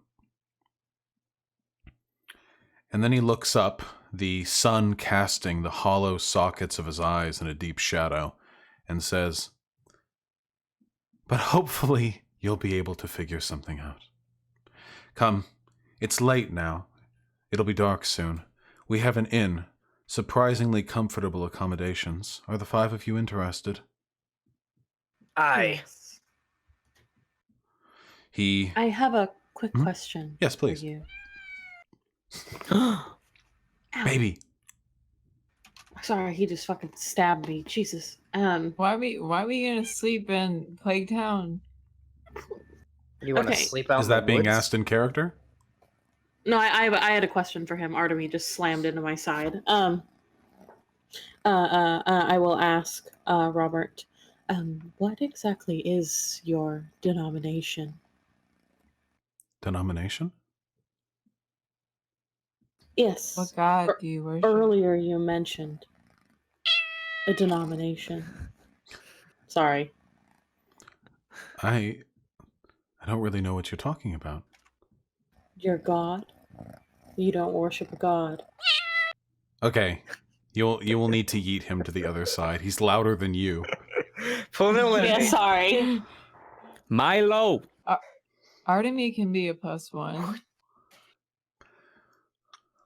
Here. Really But quick. yeah, so I just clarified that I mean God. Yes, hold on. I'm gracing the Yeet that. players. There we go. Yeet that kitty like you're playing Apex Legends. I'm showing everyone the baby. There we go. Anyway, he responds, "You know, to be perfectly honest with you, I never really gave much thought to it.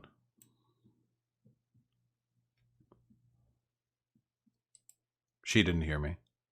I did hear you. Sorry, he's just screaming. I'm gonna have to put him outside. I thought it'd be fine for him to be in here. Why did you say denomination before? If you haven't Yeah, thought exactly. about it? Thought about what?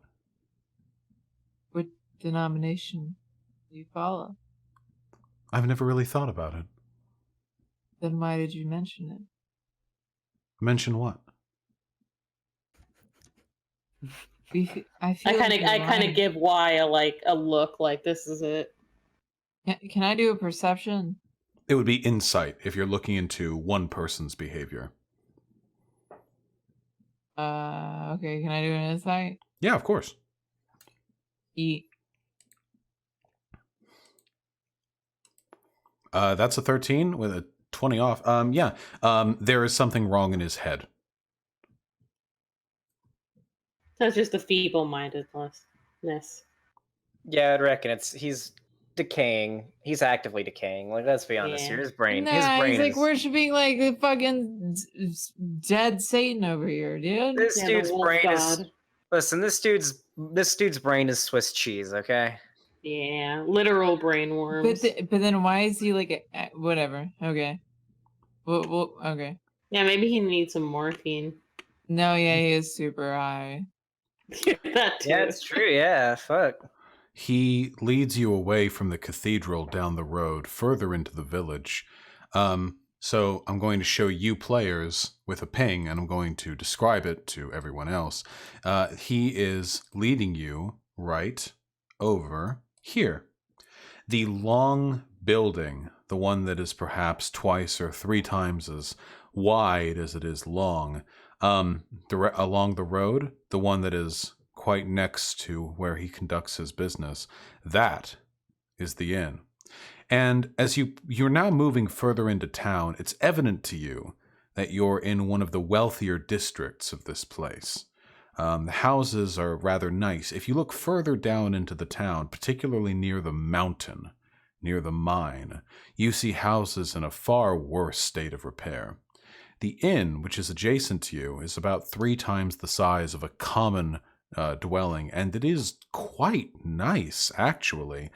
The rot of this town has affected it to some extent. The wood is wet and damp and creaking, but there's a fresh coat of paint over the window frames.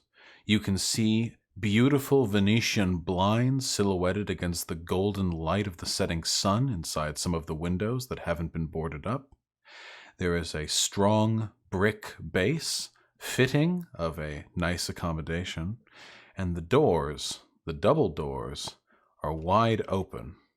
You can see beyond them a tile floor after a short staircase, and on that tile floor is a desk, and behind that desk is the owner of that hotel. And you can tell he's the owner because the moment you are within eyesight of this place, as in on the street, 40 feet away from him, he looks at you and shouts through the open door, "Hey! Hey! Are you new here? Are you villagers? I don't recognize you. You're new here, right? I own this place. Do you want to stay here?"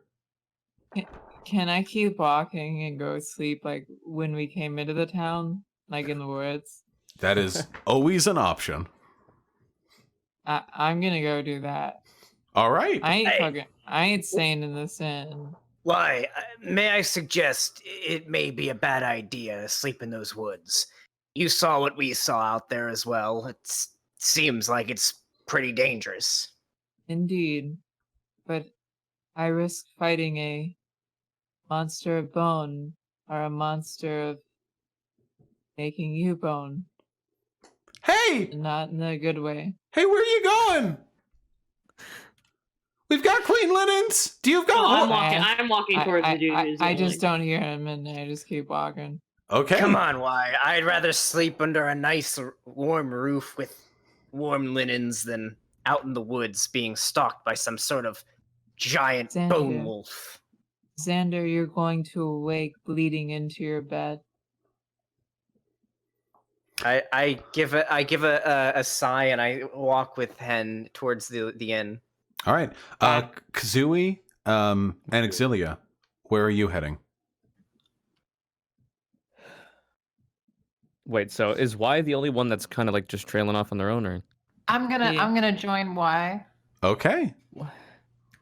Absolutely not. All right, good So luck. then these Xander, fuckers. Hen, and I are gonna go into the inn, I suppose. Okay, then this is fair. Yeah. So we are now splitting the party. I love every like an DM's excellent favorite choice. thing. Every DM loves it when the party splits. Excellent. Wait, choice, we're guys. not that far away though, but like Yeah. No, We're still I'm teasing, splitting. but this is perfectly fine. This is perfectly fine. So Alright. I am going to first resolve. So okay, so to everyone who doesn't know, when the party splits, usually you Oh. jump between the two groups to resolve things sequentially until the party eventually and inevitably reunites. Yes, Hen? Oh, since I noticed them leaving, I will call them over quickly. I will try to call everybody around me quickly. Sure. I ran up to Hen. I'm like, yeah. what's up?" Okay. Hen. I can say, please, I just have something to show you. And none of the NPCs are with us, right? No. I mean, the now that you've sort of been locked on to the inn, Robert is already heading back to his Okay, to his then place. I pull out the sheet of paper and I hold it out to them with the letters open, and I say, I found this on Matthew. Are you trying to emotionally manipulate me? No, I just didn't want to show you in front of Robert. So it said you will hear drums today. Yeah. Yes. Today? What about? Does that include like tonight, or is it just you have to kind of go off that? All it This says was a note to in Matthew. very nice writing on a very nice piece of parchment that has been cut off into a scrap about a square. Remember It says, who "You will heard hear the sound of drums drums. today." Aye, Remember lad. who- Aye, lads. Perhaps this is important. Remember that young dwarf girl, Samantha? She said as she was running out into the woods towards that bone creature that she heard drums. She was chasing Yes. them. I reckon this is quite important. Do you think it has Yes. any connection to the plague? I assume that Matthew was already feeble-minded, and that the drums probably have something to do with that. Why, may I ask that you and Exilia stay behind here with us and not go off into the woods? There are theories I have as to what's going on at this town, and I think it's best that we stick together. Isn't it inside the town that's causing this problem? Well, I mean, Well, even They s- people outside the town have been slain. They've left the town. they said that it was only people of the town that are afflicted. Right. So we should not sleep No, in they- this town. I would they said assume that only it's people those that who have been live born here, in the though. town. Yeah. Nah. Oh, we're in character. Nah, dog. No. the graveskeeper. He's been here far after the church has been in ruin, and yet he has also gotten the plague. He's not born here. Perhaps Y makes a good point.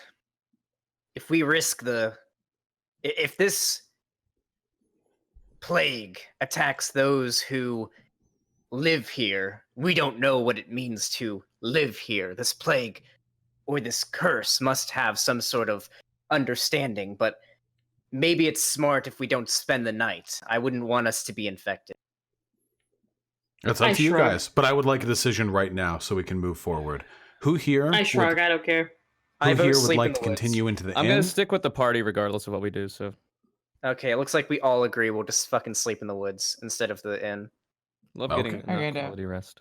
Okay, the sun is setting, which means it's going near time to make camp. Do you all just like fucking walk away and never acknowledge the dude who's yelling at you? I We- kind of we- give him a like no thanks wave. You know what I mean? I wave at him like, hey, I yeah, pretend like I didn't hear him. Oh, okay. All right. Okay. Well, Appreciate if you it, ever bros. change your mind, we have really comfortable accommodations. I hope all of you have a good day. Okay. Thank you very much. I hope you appreciate the time, Mordell. Could his name possibly be Hey. Morty? Shut Oh, jeez, guys. Wait, is his IQ at least 300? Because, in order to understand Rick and Morty, yeah.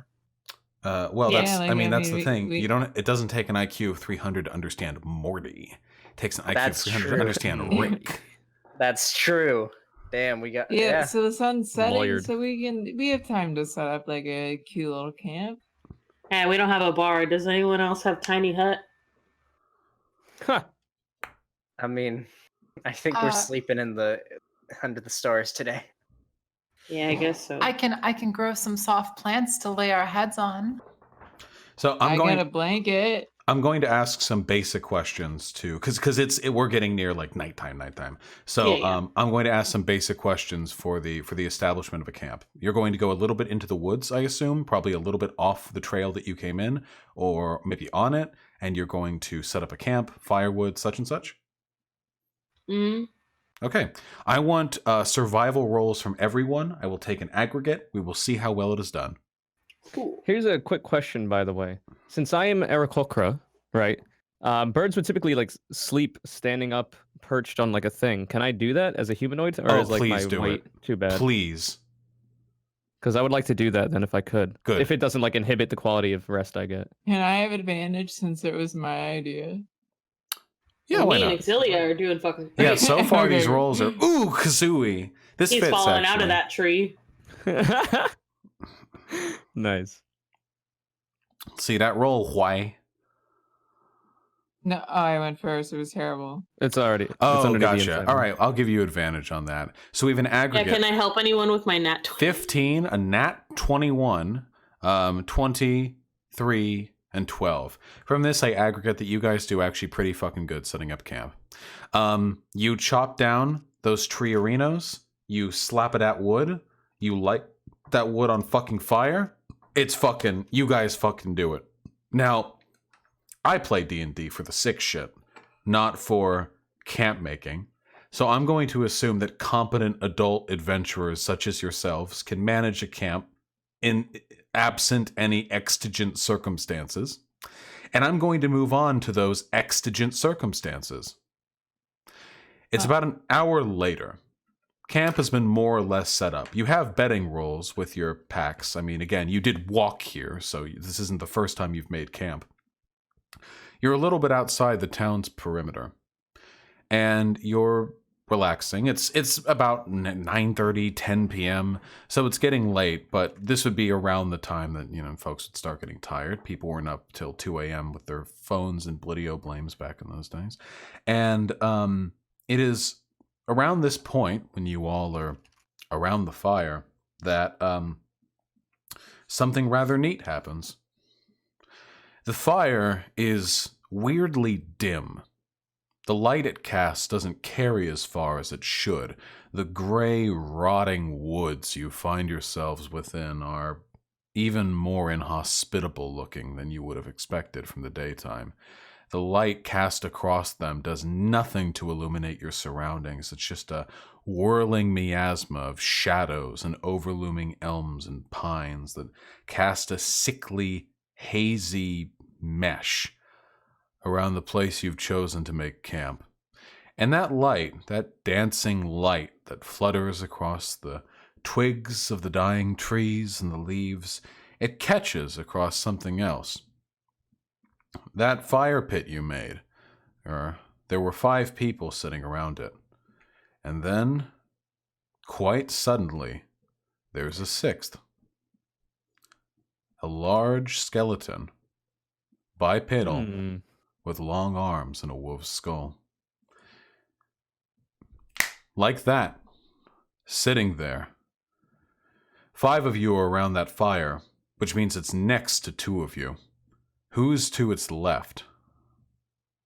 I can be. I'm in a tree. I'm gonna say. Well, I mean, it was my idea, so I'll be to the left of you. Yeah, White's idea. Yeah, Y is to the Very left. Who's to the I'll be right? to the right. Okay. Hen and Y. Sorry, Xander, you're directly across. He's looking at you, okay? You all get in on Okay. this. I'm in a Alright. tree. I don't know. Does he notice me? I mean, what he notices is beyond your comprehension. Okay, I'm trying to be as silent and unnoticed as possible. Okay. You are a bird. He's sitting there, and it takes a second for you all to realize he's there. I mean, he's there. It's hard to miss him. His bones are sickly and yellow, like grayed, like poorly preserved anatomical pieces. But they are nonetheless large and imposing, as is the figure he cuts across you. The shadow that he casts across the forest behind him is even more imposing. And as before, even without detect magic on, Exilia, This thing emanates an aura of overwhelming strength, leagues beyond anything any of you are capable of. Like this would be like. In fact, I'm gonna make up a story. Hen, you've traveled, haven't you? Yes, quite a bit. One time, you were in the capital of the empire, Agri-Dier. This is a magnificent city. In fact, it's probably the largest city on the planet now. Enormous. Stone architecture, cathedrals, hundreds of feet tall. It looks like a Dark Souls map, except living. It's a wonder of ingenuity and technology. The bells chime every hour. This is the center of the world, and you visited it once. And when I'm you there with my friend. You were there with your friend. And while you were there, you happened to catch sight of a hero of this place. You happened to catch sight of somebody who was known from one end of the continent to another. It was a dragonborn called Beery, a legendarily strong warrior, known far and wide across the empire and the continents beyond, a person who can split mountains with a strike of their fists. And you felt, while standing by this person, a level of overwhelming strength that is now dwarfed by the thing that is sitting adjacent to you. And that thing opens its skull and says, I am forbidden from bringing any harm to you. It wasn't in that deal. But as long as you see fit to meddle in the affairs of this town, I will do everything within my power to ensure your impending absence. I sit there clearly monk-assing. What are you? What am I? Yes. I am inevitability. I am the ticking clock that marks the death toll of every person who yet lives in this village. I am the future. I am the end and the beginning. And the five of you are meddling in affairs you are neither intelligent enough to comprehend nor strong enough to influence. You will die here along with everyone else, or you will come to your senses and die elsewhere in your own time. I ask it, what are you, and what is your purpose? He just looks at you. The black sockets of his eyes are yawning. They're blacker than black. You can almost see your reflection in the shadows cast across his face. There's something inherently magical about him. Even though he's some 20 feet away from you, looking directly at him, it feels as though he could reach out with his fingertip and claw your face off without moving from his seat. Yeah, I just chill. I look to the party and I say, I can't even speak. I just can't say shit. Yeah, just I chill. call out to it. I call out to it.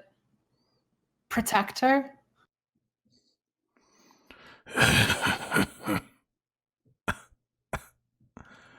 Sure. In another time, maybe. I whisper at Y and I say, divine sense. I choke up again. I'm like, And I don't the have man- divine sense. Do you not? You're a I can- paladin. Okay. You do have it. Why? You do. You have the ability Yeah. to sense if something is divine or demonic in your presence. I do that then. I am sorry to say, it is neither. Dang. Did we ever Yeah. detect magic on this creature last time we saw him? Yes. we didn't have to. We No. didn't have to. No, Exilia had detect magic on when encountering right. it. Last time, And- not this time. Yes, 'Cause last it lasted time. for 30 Yeah, that's what I minutes. meant. And it was so magical that it was nearly blinding to look at. Okay. Yeah, I get the Can I feeling just this thing's like yank- some kind of god or something. Like that's the Probably. impression I'm getting here. Like this thing's just beyond our power. I mean, just like baseball bat his shin, then like he'll collapse. No, I get the impression that we're supposed to get here is that we are like literal children, and this dude is like the mountain from Game of Thrones. Like this would be literal toddlers trying to fight the mountain from Game of Thrones. Like we couldn't. Oh yeah, we couldn't cannot fight this thing. if we cannot wanted. hurt this thing right now. We can This chat thing- with it though. Yeah. Okay. I say we ask as many questions as we can before it yeets out of here or kills us. Somehow. I'm remaining quiet. What I name Fair. do you go by? What name? Yes. Yes. Oh, I'm clarifying. I didn't actually hear. I was clarifying. Yeah, my partner. Yeah, my name. Hard of hearing in his old ears. Well, I mean, he doesn't have them. Skull holes. His I said years. holes, I'm yeah. sorry. My friends call me the conductor. Hmm. The Would you conductor like of to see what? something interesting? No. He yes. stands up. He dwarfs all of you by a mile. And he takes a step back away from the fire before turning around to all of you and saying,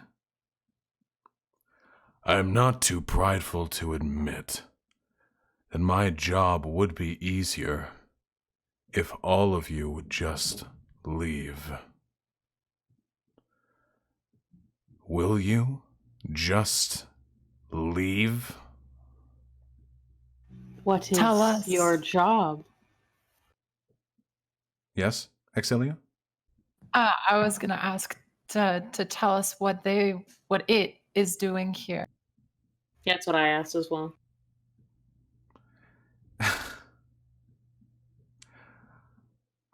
I'm making music.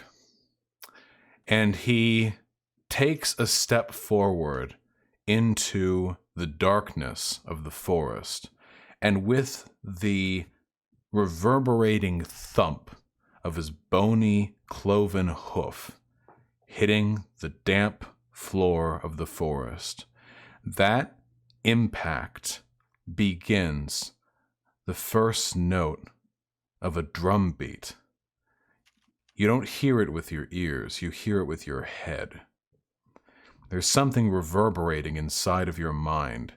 A drum beat, it grows more complex with each processive moment. More instruments added, not just drums, but a trumpet and wind ensembles, and you hear violins. And before you even know what's going on, you hear an orchestra playing in your head. And at that point, he turns towards you. Why? Because you are the closest to him at this point. And you, why? Draw your weapon. I just do. Like it's being Yes. forced upon him? You do draw your weapon. That is a thing that just happens. Do I know that I'm not intentionally doing You it? you are intentionally drawing your weapon. You are happy to Okay. draw your weapon. And you place it against your own throat. Oh. I'm going to do it. You love doing it. Why? You're not resisting this in any way, shape, or form. This is just I'm happening. gonna do it. Can I grab her arm? In a moment. I'm gonna do it. You place it against your throat. And Exilia, you stop yourself. Because before you reach out to Y, you realize, as though through divine intervention, that it would be foolish of you to come between Y and her innermost desires. Which is at this moment to run herself through.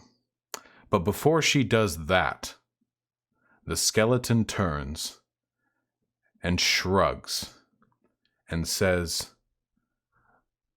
"But I'm not allowed," and disappears. Your hand slacks. Why? You can do what you want now. Same with you, Exilia. Man, I was really depressed all of a sudden. I feel like I need to sleep. I have no goddamn idea what that was, but I reckon we spend the rest of the night in town. No. Well, you did say you couldn't do anything to us. Perhaps you're right. What do you think that thing was? Monkus. Who's scarier? The bone monster or the hotel owner? I would reckon you should ask the stew of piss, shit, and cum in my pants right God. Yar, me response be contained in me trousers. Its smell be evident from where ye sit. Yeah, I think you be knowing. Did we only set up one tent? Because then I will go back into town. I'm not. You guys rolled pretty well, so I assume you guys set up multiple tents. Okay, Yeah. cool. I since I'm suicidal, I go and zip up a tent.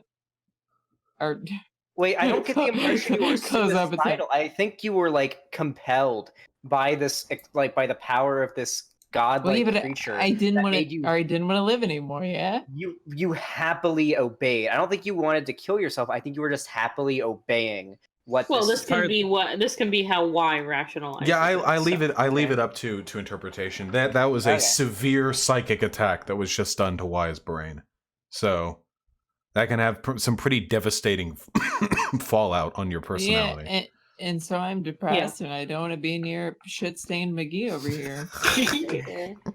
Yeah, I wasn't planning on sleeping in a tent, but I was just gonna lay on a log or something. I'm used to this. Yar, Same, the I'm in a log in me tree. pants be driving away me party. At least I can use it as a weapon now. How much better is Yeah, that? have you played Sekiro, dude? Shit is like a high tier fucking ranged projectile. I mean, if it's like a log, I already have in my loadout a belaying pin, which I use as like a bludgeoning weapon. I can maybe replace that with this if it's got better stats. I hate you. All right. The rest of the night passes Oh, uneventful. I would like to do something. Oh yeah? Hit it Yes. up. I would like to send a quick prayer to Solstice. So I'd like to set out some incense. All right. Do a little ritual, you know. Do you do a dance? I'll walk a couple trees away. Gotcha.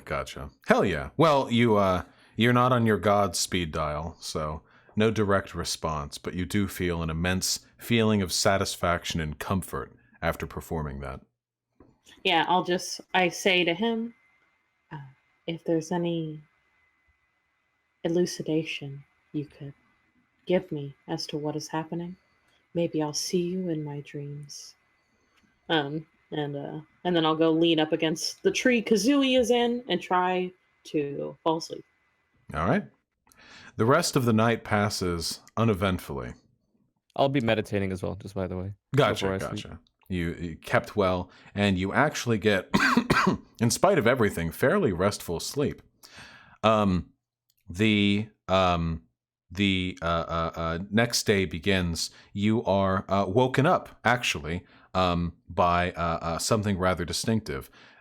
There's always been a faint scent of acridity, of burning in the town, just one of its many symptoms of rot. But this time, that smell takes a rather a pungent and extreme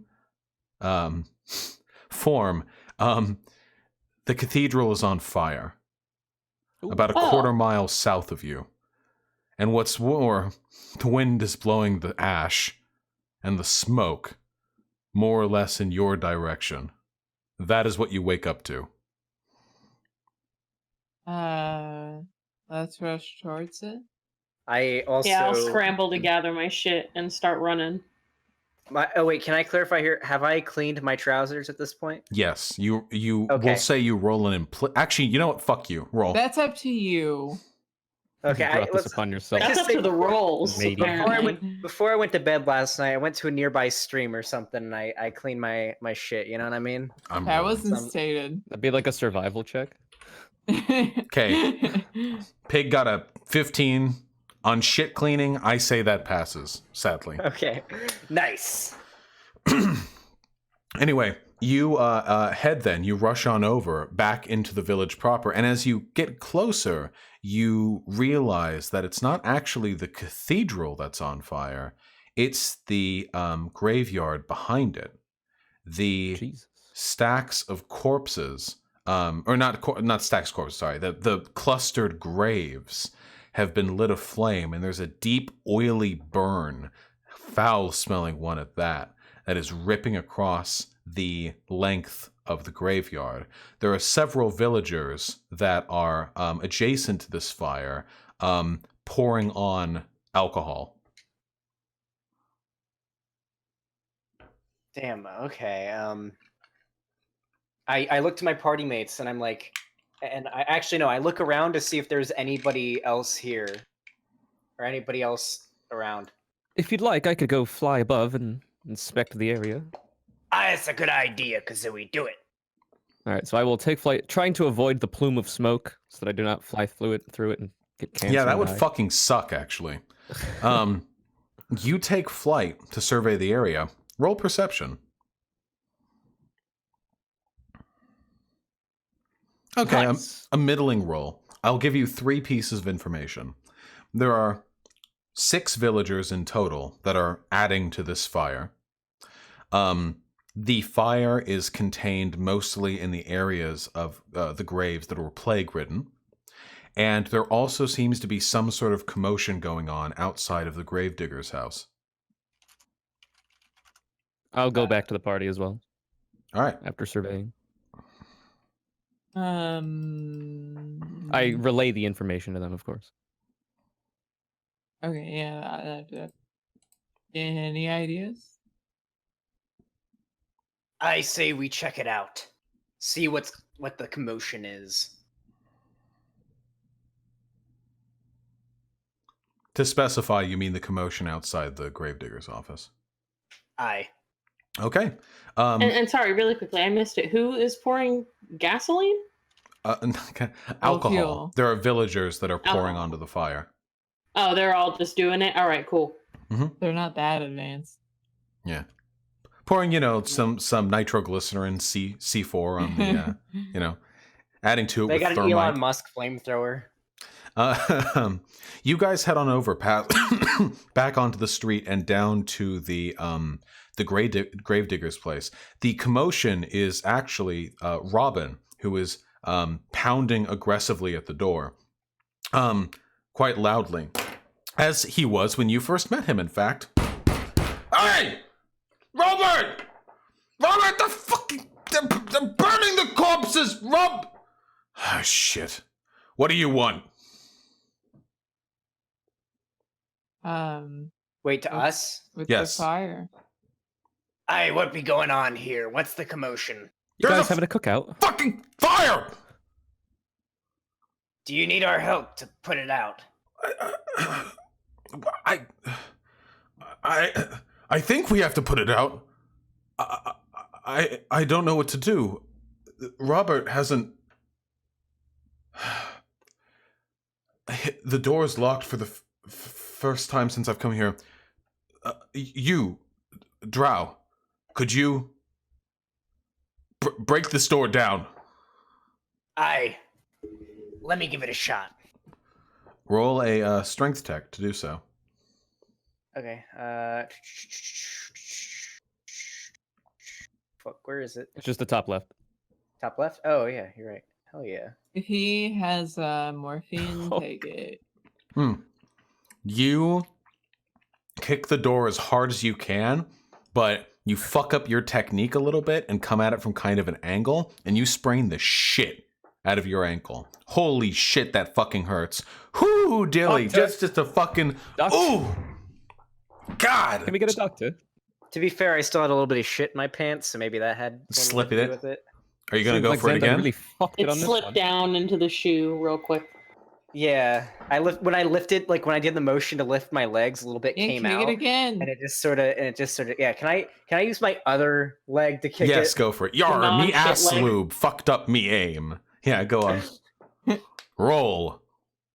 Ooh! You do the exact same thing God. a second time. But so, I don't know. So spectacular is your second sprained ankle strike, a technique known only to the Xanderhal bloodline, that you managed to break down that door. The door was in poor shape anyway, but it was still a pretty fucking big door, like big heavy lock, you know? You break that shit straight off the hinges. It flies open and lands on the ground. Light pours in to this decrepit room. The door being fully open, and with it being the early day, the light is adjusted just in the proper place to shine through, laying bare the entirety of its contents. Golden morning sunrise pouring in to cast a harsh light upon the scabbed blood, the peeled skin, the discarded bandages, the puddles of acrid body fluids and pus that have poured like rivulets from the boils that must have riddled the body of this gravekeeper. And in the far end of this place is that gravekeeper. He's naked, actually.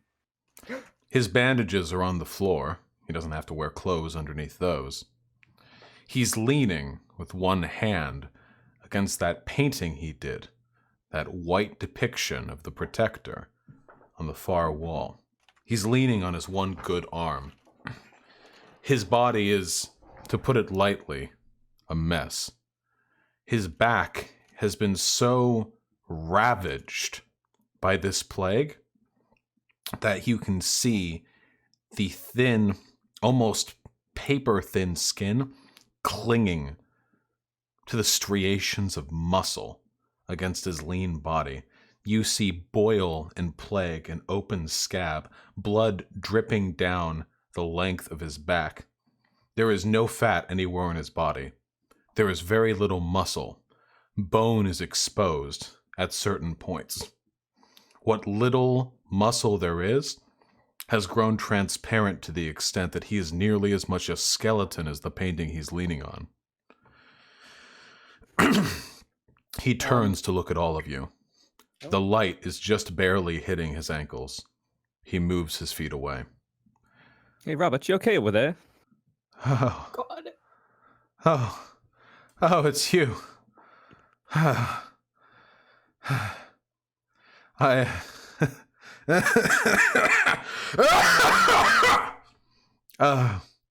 my apologies. It's been a long night. The graveyards are on fire, aren't they? Aye. So it would seem. We have to hurry. Please, come with me. He steps forward towards all of you, his body now cast in light. It doesn't do much for his figure. He recoils from the heat before stepping forward even further. He walks past all of you, outside. Do you follow him? Yes. Yeah. I guess. Yeah. Of course. He's walking quickly. Very quickly, in fact. He's, sorry, excuse me. I love being able to pass off my genuine coughs as in character coughs, but that one, I couldn't. He's walking rather quickly. He's actually walking a lot faster than you would expect someone in his state to be able to walk. He's really booking it, in fact. Like, you actually kind of have to half run to keep up with him. Hey, Robert, slow down. He's fairly tall. He's a little over 6 foot. He's got long legs, but he's really carrying himself. He doesn't even look like he's trying. He's speaking as he walks. I've had a fitless night. The most miraculous dream. I had a prophecy. A prophecy. That something would happen. The coming morning, I thought I saw fire and music. And both have come true. Come. he rounds the side of the cathedral, stepping effortlessly over the discarded rubble and broken glass that is adjacent to the building. The villagers are still there, adding to the fire. They scream when they see Robert and run away. Robert continues towards the fire. Wait, okay, so are we like in grabbing distance of Robert right now? You can if you run to catch up. You want to grab that? Yeah, I would have run and like stop the Bobbert from running into a fire. Bobbert. Sure. How do you grab him? But I mean, like a bear hug. A warm caress. Sure.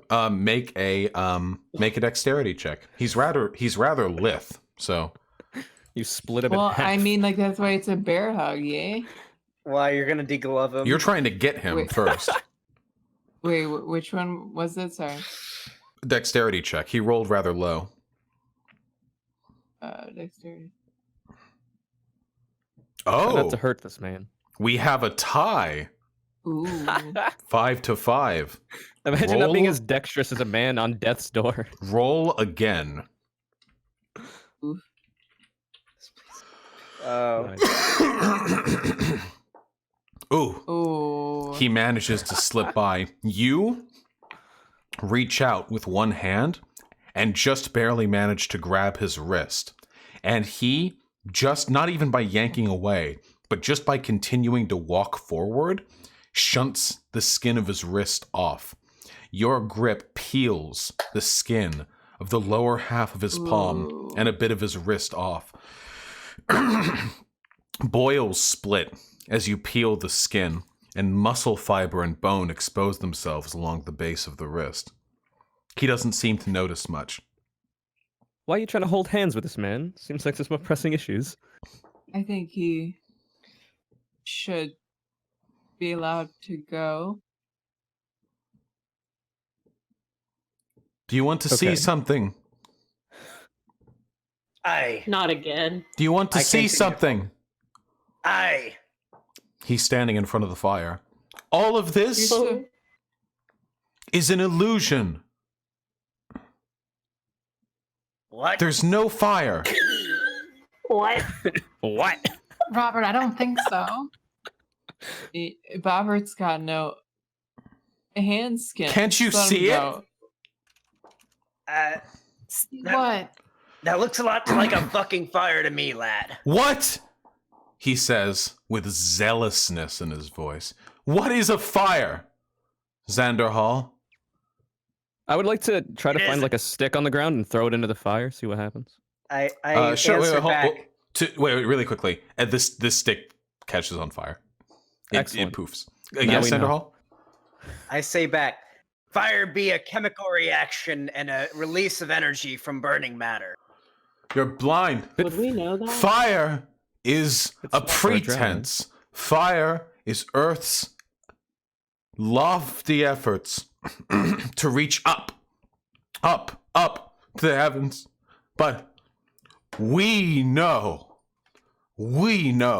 there is naught but Earth, and Earth goes only one way, down.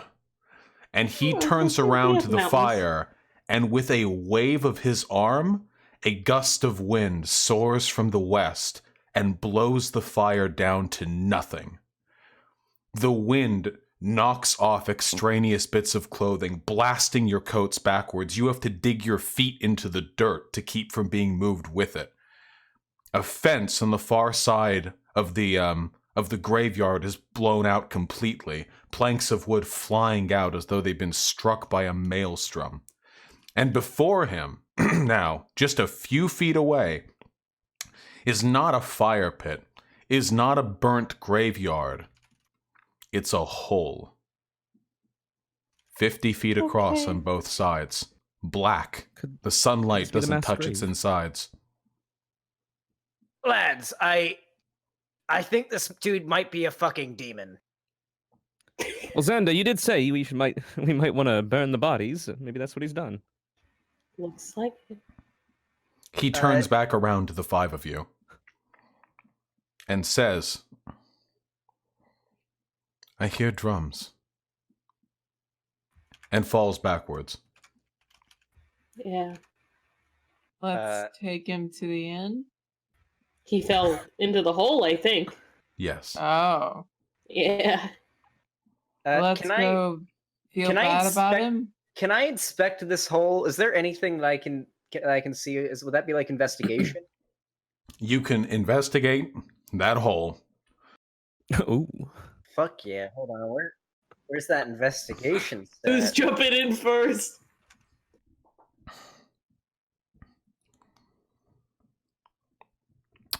That is a pretty high investigation roll of 19. You look into the hole. It is large. The light creeps in maybe a few inches. Then there's nothing. That is your investigation. Can I throw a rock in there? Feel free. I'm do that. It falls. How long until we hear the clink of it hitting the ground or the bottom? How long are you willing to wait? So let me get this straight. So I assume it's very deep then. So, Yes. Wait. Kasui, So you could always fly down there. No. Oh! Didn't expect someone behind a mask to be so funny. perhaps we should light a torch and throw it down. I'm not saying no. That's totally an option. I mean, I Anyways. have candles, but we know it's like an endless pit to hell. Maybe we should ask the innkeeper what he knows about this hole then. He He's seemed like he just wanted to gonna talk try a to lot. upsell us on a room. Like, oh no, there's a shitty hole, but like, hey, look at these Gucci whatever, we can go to the inn. I mean, I I mean, didn't wait. notice this hole before. Did anyone else see it? It was Why, covered by do the you- fire, I believe. Why No, do we you have happen to? Fire. I think we have this is Bobbin. Yesterday. Oh, sorry. We can go talk to Bobbin. A bobbert? You mean? Bobbert. Bobbertstead. We have too many similar fucking names already. Well, now I we swear to don't, do God. we? I we got guess. one left. Robert- We have Minus one. Bobbert and Bobbin. All right. No, we have Robin and Bobbin, right? Is that where we're at now? Correct. No. Well, Bobbin's dead now. We also have Sobbin, Robin, dude. Yeah, the he brother who you just- didn't kill. Okay, cool. Oh, and So- Matthew. Wait, so there's a pretty big crowd of people like surrounding us, looking at this hole, Oh, right? they all No, fled. they ran away. Oh. You're the only witnesses to this miracle. Wait, can I clarify something really quick? Okay, so what we just witnessed was a burning church, right? A burning cathedral? graveyard behind the church. Like things were clearly on fire and burning, right? Oh yeah, very on fire. And then when this wind came that he made happen, We Eh, wh- assume. I assume, yes, the fire was swept away and there was a hole. Like it was covering the hole or it was coming out of the hole. Like, Mhm. can you clarify? Okay, so it was more the like a fire burning obscured a hole. It was all but an Okay. illusion hole. Oh, so it was some sort of illusionary spell. that actually caught sticks on fire and actually burnt the ground. Yes. Okay. I say, lads, we've got a lot we need to discuss. Perhaps we should take a minute and hash this out. I think we should talk to Bobbin. Can I fly up and survey the surrounding area now that all this has happened? Just one more time. Yeah, absolutely. Make a roll for me. Just 1d20. Oh, just 1d20. Oh, that's a fate roll right there. Oh no. That's an 8. Oh no. You crouch down on your little bird talons and jump up into the sky and begin to fly. And you pass by the rest of your party as you do so. And then you continue to fly up and you pass by them again. And what the rest of you see Mind you, I'm not was- flying directly over the hole. The rest of be you clear. see was Kazooie beginning to fly and then flying out of the hole and then flying out of the hole a second time. You're feeling nauseous, Kazooie. Okay. I would like to get back to the ground, not in the hole. You may preferably land. next to my party member. Should we go to the inn? Should we leave the city? Excuse me, everybody. I don't Should know. we? Wait, I feel kind of shit right now. Bobbert. Wait, you came out of. Where's Bobbert? If he went into the hole, should he hit the ground somewhere in the? Like, how does this work? Because you went up, right, and came up out the hole. If you go in the hole, do you come out the sky? I mean, he just fell into the hole, and we didn't see him fall from the sky. Well, but like where? Like it could be anywhere. Like it's gonna be raining Bobbert. God, I hope not.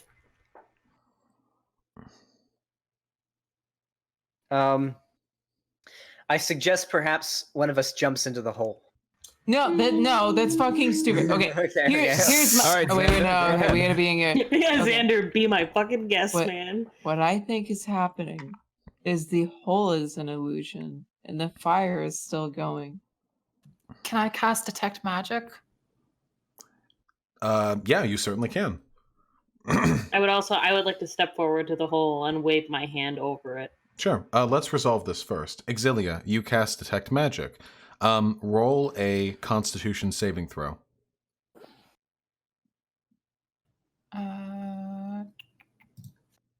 That is not going to do it. You take 4d8 psychic damage for being in the presence of this hole while casting Detect Magic. You have done the equivalent of looking into the 4d8? sun. Oh, fuck. Fortunately, low rolls. Nice. You take 12 psychic damage. Your Jeez. brain is racked with overwhelming pain and visions of impossible geometry, like a nightmare you're waking in. Holy shit. So, do you reckon this hole is something beyond our comprehension? Yes. I say we go over to the inn and we ask the town about these happenings. What about Bobbin? Fuck Bobbin. Perhaps Bobbin's at the inn. Okay, we can go to the inn. For the record, I do not want to talk to the innkeeper. I do not like him. Hey, Vosh, did we get a chance to see what race the innkeeper was? Is he a human or? All you know is What? that they were short. Okay. The typical liberal got to bring race into this. I'm just I know his curious. race. Bring I it, just already fucking pulling the race card. I'm just curious. Fucking Lib Conyer. Ooh, I got mugged. Really? What was the race of the mugger? I need to Sure. know. Why, may I ask you a question? Do you Yes. happen to have PTSD in regards to inns after you got your face fucking smashed by that dragon lord? What are you No. talking about? Because I don't they believe- almost got smashed I don't recall that. sexually by that. Oh wait, that wasn't canonical, was it? The It was second one It was canonical. It is. Also, Oh, it was? after Oh, after said that killing last time. after killing that dragonborn that you killed in the inn, the errant slice opened up their trousers and they had a 14-inch dragon dick.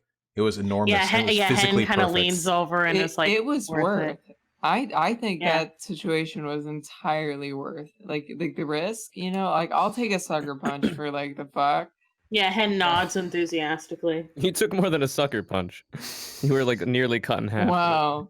I mean, I would have taken a lot more than a sucker. But anyway, I Yeah, no, from what I remember, why I got like her jaw busted real Like bad. 12 by that plus dragon. damage. We are Yeah, coming up but now. it's worth it. It's worth it. We are coming if they up would have gotten now. themselves split open, it would have been more damage than that. So yeah, okay, we can go to the end. We're coming up Yeah. now in 4 Thank God. hours, so we're about to be on our end hook, which I will Okay. happily cap off for us.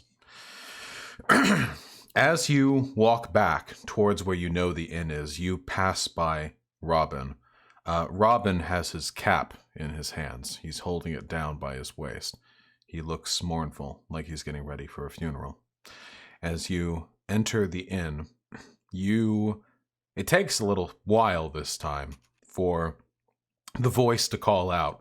There's no one behind the desk. But you step onto the clean tile of this place, and you hear squeaking as shoes, neatly polished, slide against clean tile.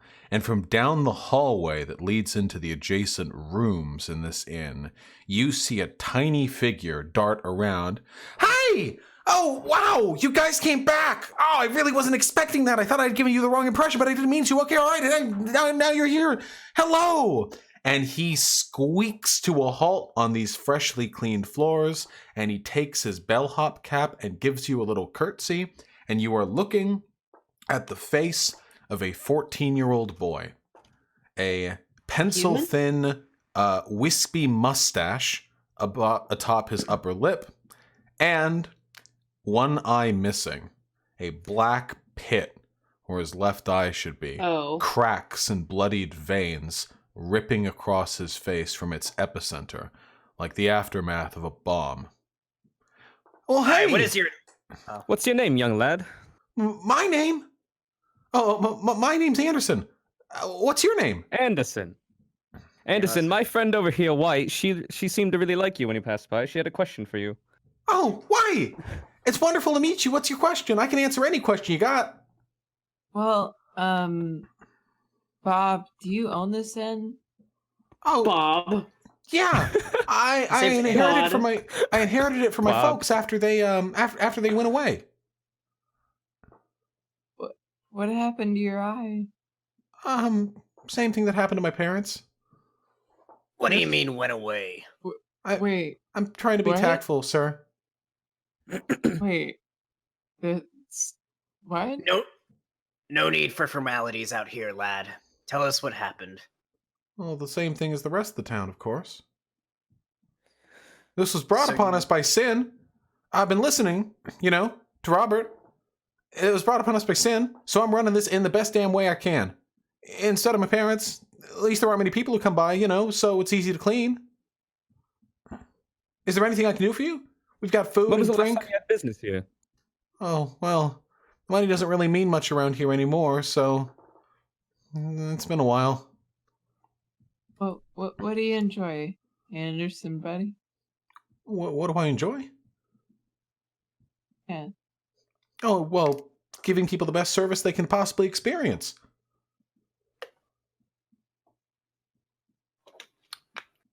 Oh, by the way, happened to real your- quick. Oh yeah. Oh, I just wanted to inspect the piece of the magic gun that was decaying that I have on me. I haven't done that yet. The I mean, decaying it's raw remnants. material, Yeah, though. has it changed in any way, or? It's near dust at this point. Okay, so it's just gonna continue. All right. Yeah. He Carry on. continues and he says, well, it's not nighttime, so I don't know if there's anything you need to be doing right now, and I don't know where you slept last night. I doubt there were any of the vacant homes that were open, because usually we board up homes after the people who lived there passed away. But with that being said, I don't know where you slept. I don't know where you're sleeping tonight, but I can tell you that if you want to sleep here, that's the best sleep you're going to get, okay? We have free accommodations. We ain't going to charge you a thing. Sin is what did us in, and virtue is what's going to get us out, okay? So I'm going to treat you as I would treat my own family, except you're alive. But that's okay, because Robert says that you were born here and don't live here, so that means that so you should be okay. Are you by chance the heroes who came here on account of the poster? Yes, we are, little Shapiro. In that case, Little Sheppy. I guess I'll take a room. Well, yeah, we can have. I mean, we have more rooms than there are people who need rooms. That's for sure. We've got really clean rooms here and really nice linens, and I try to offer them to some of the townsfolk so maybe they could, live in a little bit more comfy. But most people seem to want to die in their own beds. Yeah, I can get everything set up for you. Oh yeah. I have a really quick question, actually. I don't really know what's going on much over here, and I don't really want you to share this information with anyone else. I really just want to see things get back to the way they were. I mean, my parents can't come back or anything, and I know that, and I've grown up, and I'm mature enough to understand that they're dead, and they're not going to come back, and I'm not going to mourn that. But I've seen this really weird white bone thing at night. It's run sometimes between the city hall and the mines. And that's really weird, and I wasn't able to do anything about it because every time I would go outside, I get a really bad headache. Aye, lad. We saw the same thing as well. Do you Did you? wish to know what we know about it? Nope. I know exactly as much information about this that I want to know, and that is as little as possible because I am not in any way, shape, or form interested in the whatever happenings are going around this place. Okay, knowledge begets sin. Virtue is ignorant, and the only thing I'm concerned about is providing you the best hotel experience you could possibly have. Please come along with me. Aye, that may be a good idea. You don't want to piss and shit and cum yourself like I did. And I follow. He leads you to the anti-piss shit and cum room, a special Xander, can you facility. not be so crass around the young folk? I'm a pirate. He leads you down the hallway, and in stark opposition to the last inexperience you guys had, this one looks pretty okay. The inside is kept pretty clean. There are adjacent rooms. They're comfy. There are no real material possessions inside any of these places, but the rooms are indeed comfy. The linen's clean. No blood stains or murder signs in any of these rooms. And he, No, after showing doors you, ajar. I'm sorry? No doors ajar. No doors ajar, no. Well, they're all completely open because like no one's using them, so he Alright. like keeps them clean. He looks at all of you after showing you sort of the lay of the place. You can have any room you want. And he says, also, I mean, I don't want to get over personal here or anything because I recognize that you're probably only coming here for the whatever, pay was offered in the thing. I don't really know what was written down in the nature of the post that was put out there. But, most of my friends are dead, so I don't know, like, if you'd be interested in maybe playing, like, a game or two with me? I'd be down, lad. His one remaining eye opens, glistening. Oh. And it is with that I am going to conclude this session, as it has been I exactly had something 4 I hours. wanted to do. You'll have to save it. No, just let me do it now. Damn. Okay, do it quickly. I believe in you. I just want to slip a gold into his hand and say, Oh. if you hear drums, do not go towards them. I thought you were gonna put it in his eye socket. He very quickly clasps your hand with his other and turns your hand around and places the gold coin back in yours, looks up at you and smiles and says, I want for nothing. Well, That's a cool kid. try I like not him. to try Yeah, not to Xander. want for the drums. I'll take the coin if Xander. you don't. Xander and I play games with him. All right. We play some Yeah, we'll Fortnite. play games with him, this poor child. And with that, we conclude the first session of The Theater of Consumption. Thank you all very Hell much. yeah. I thought this went really fucking well. Eat. Hell yeah, I had a Me lot too. of fun. I had a great time. I'm sorry if I seemed a little low energy at some points. Usually I feel I'm much higher energy, but I just now I'm eating now for the first time today. Eating is So, good. Big mood. Yeah, Low energy. Sad. I know. Please I stop. Not good. Very not good. All right. So thank you for the Trump impression. Very good. Very classy. So that was fantastic. I had a wonderful time. With that, I'm going to switch over to it just being me. So all of you fuck off, I guess. And I'm going to conclude the scream and like respond to donos and stuff. I really, really Don't appreciate shout this. anything And out. obviously I'll talk to Hey, all don't of you. shout us out or anything. Well, I have a or ton of dare things to we. shout out, actually. Come Thank on. you very much. So Wait, we were on the screen the whole time. What do we need to shout out? directly above me is Conyer. Conyer does the Conyer Report and also streams on Twitch. Conyer Report's real fucking cool. He prepares, it's scripted, he does the video live on stream, he stutters over himself all the fucking time. It's really endearing. Untrue. Not true. True, though. Really fucking good. Untrue. I learn every time I listen, okay? His shit on Honduras was primo quality. Primo Italiano, except instead of being Italian, it was Guatemalan. To my above and... Nope, that way.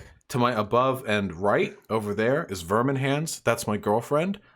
Big boobies, really large, rotund, fatty, full of connective tissue that connects it to the rest of her body, which is good because you don't want them on their own. She'll be starting streaming soon, and I love her very much. And we'll talk more about her content when she has her content. And then one beyond that, we have Pig Puncher. I assume most of you know who Pig Puncher is. Pig Puncher streams on Twitch and YouTube, does content that is... I do content very similar to Pig Punchers, you know? We're fucking memers, we yell. It's good shit, okay? Listen, there's no reason why you shouldn't be enjoying some primo Pig Puncher, quality memerinos. And then I one call over a dollar store Bosch today. That is very mean. More like Walmart brand, I think. If Pig's Walmart, then I'm Kmart, okay? We're two buds of the same pee-pee poo-poo pod, all right? And then over there, one over even further, we have CyberwitchLexi, streams on Twitch. Also, I love saying Primo Italiano, okay? Streams on Twitch, debates. I tuned in recently. I can barely interact with Twitch anymore because I'm fucking bad. But she was fucking screaming at some dude. I don't even know what was going on, but she was fucking yelling. It was good shit, okay? Go get the fuck over there. What the fuck are you doing? And then last but not least, WhiteNervosa in the far corner. I can't even point that diagonal. Fucking Twitch streamer, YouTuber, okay? Systems administrator, master hacker, responsible for v.gg, vh.gg, pp.gg, and every DGG except for DGG, because some dipshit named I Lied About Cake stole that one first. They stole it from us, okay? Anyway, WhiteNervosa, primo-ass content. Everyone here lefty. Good shit. Last but not least, actually... this whole UI all around us was made pro bono by Derry Cypher, who is in chat right now. Phenomenal person, incredibly look at this UI. Look at it. Look at this. Look how cool it is. It's like curtains because it's a theater, and it's got like names. Look, there's icons specific to the characters, and fuck me, that's so fucking cool. I say pro bono, but I'm probably gonna end up paying him for it. So with all those shout outs, sorry, I'm just cringy doing the shout outs. I love you all very much. Y'all beautiful people. I'm leaving this Discord call and finishing this shit on my own. Godspeed. Wait, I'll talk to We you all love you soon. too. Wait, chat. Can I get a you Pepe later. hands for this sausage I dropped? I dropped a piece of sausage. That's very good. Can I get a Pepe hands? Thank you. All right, that's it. That's all I want Chat to say. shares in your misery. Thank you, Pig. All right. Farewell, friends. Proper I'll talk to you all sentence. soon. Bye. Love you. Bye. Peace out. Yeah. Okay. That's Discord disconnected from. And now I cut that. And then I do this. And damn, it's like we're in the regular stream, the normal stream, where I don't have to do character voices. Whew. Boy, that was exhausting. That was a lot of fun, though.